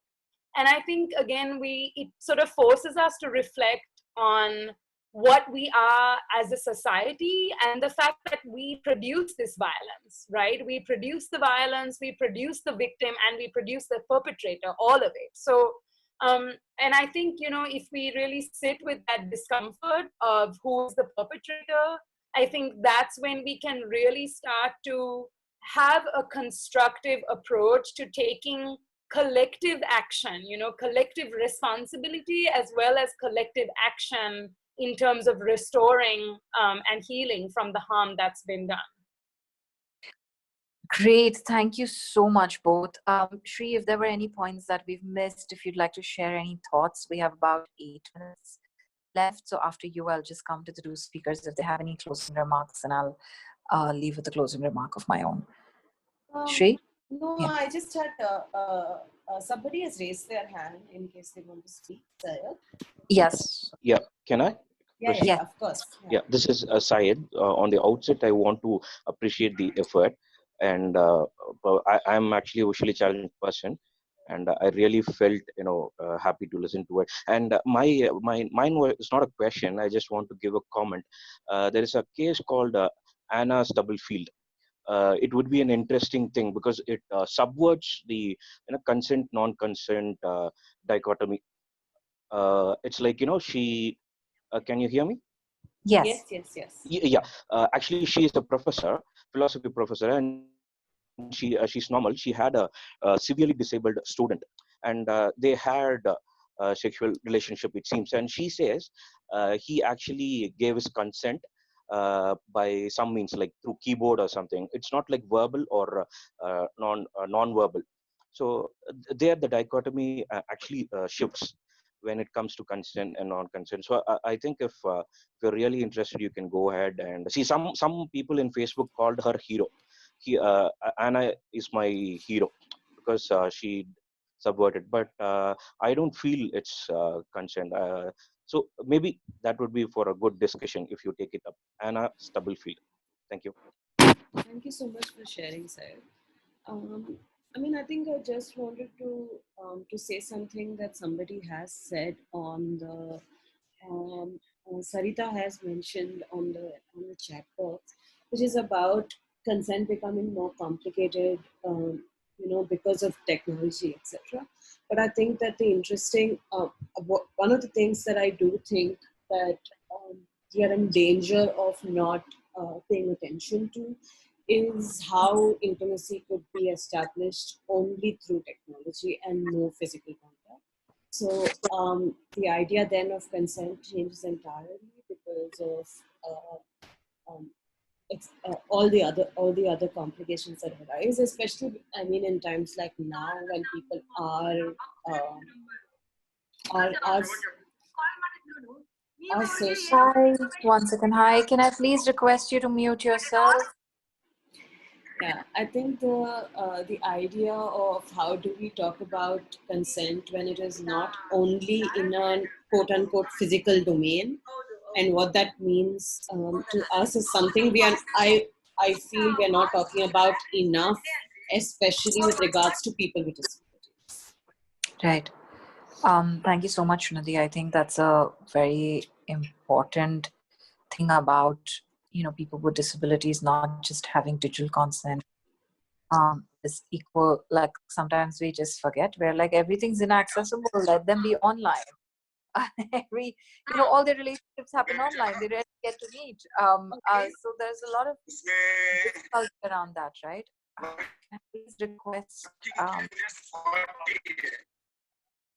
yeah I think and we'll have to unpack that quite a bit, Shri. So unfortunately we're running out of time, but it's important to keep disability and the complicated nature of consent, not just because people think we don't have the right to consent, but it's also how much, if you need daily living support, how much is it your consent?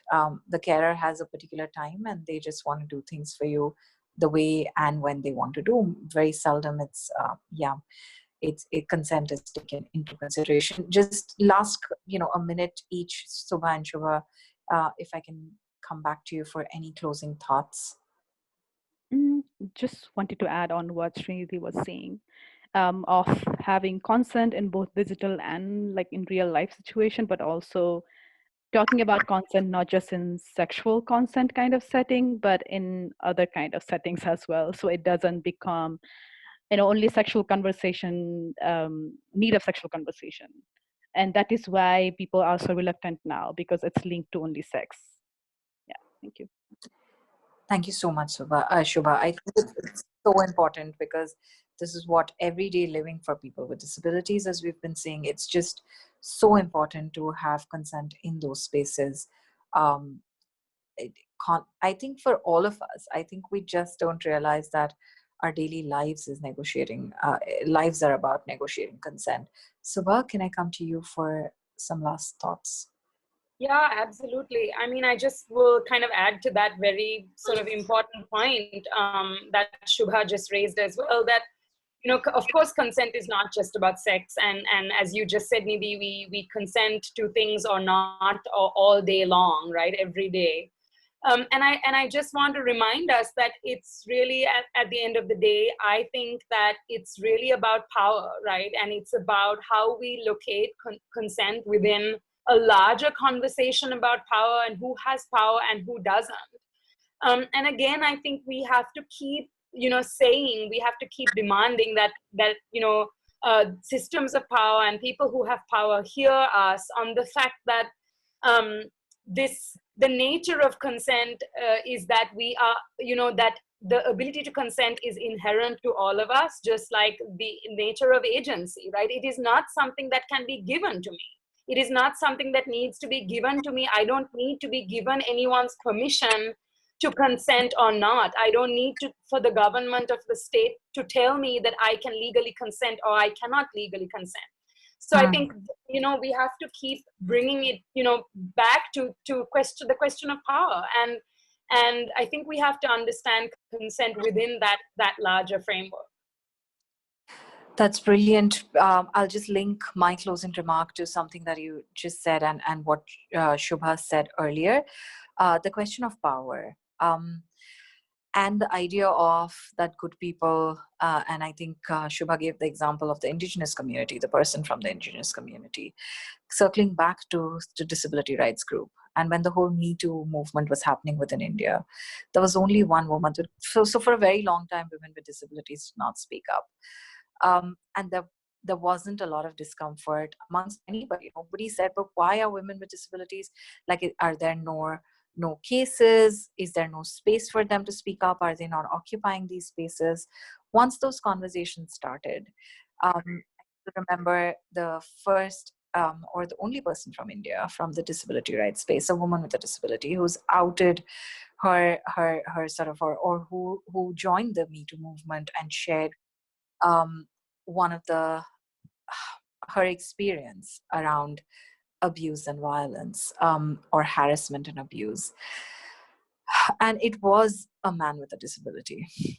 And it was very tough because I don't think it was a man with a disability. So the feminist groups did not pay enough attention or even raise that or even have collective outrage like they were having on other experiences.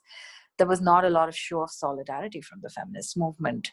Having said that, the disability rights movement still, although the person wasn't named, the person was in a prominent enough position and the position was described that many of us from the disability movement know who this person is.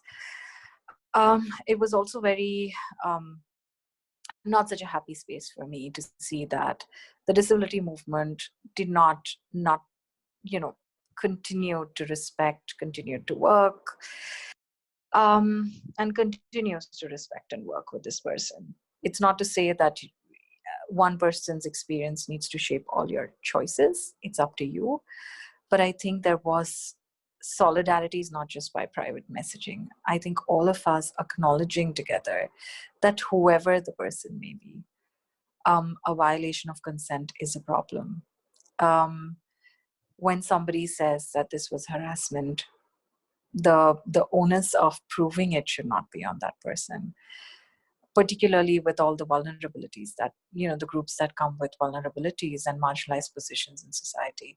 I think it's really time for us to acknowledge that in our everyday lives, we're navigating consent. It's time for us to acknowledge that when you don't respect people's consent or you feel like they cannot give consent, it is not just a legal violation, it's traumatizing for the person as well. It remains as experience. We also need to acknowledge that once we understand consent, we're actually shaping a society which would be better, which would be more interesting, more exciting, more sexy, as Subha says, but also just more humane. And I'd leave with that thought. I just want to thank our speakers, Shubha and Subha. Thank you so much for your time and thank you for sharing your thoughts. I really want to acknowledge each one of you here on the call and some of those who had to leave. We're really sorry the discussions were so interesting that we've had 30 minutes over time, which is we generally have our calls 3:30 to 5. We're at 5:30 India time. I really want to appreciate all your interest and your collective thinking and reflections. So thank you everyone who's joined us from all across the globe. Thank you to the Rising Flame team. Thank you Srinadi and thank you Arjita. Chika's not on this call. Thanks to her as well. And we'll see you next week with the podcast Fatso, with some interesting discussions about body diversity, body shaming, and what it means in an inclusive world. Thank you and stay tuned. We'll communicate through social media, through emails and through WhatsApps about the link for our next week's program, Vellapanti Session 3, next week on body diversity. Look forward to seeing all of you there. Thank you and have a pleasant weekend. Stay safe, stay connected. Session 2, April 11, 2020. A screening on consent. Stay tuned for Session 3. #community, #solidarity, #staying connected.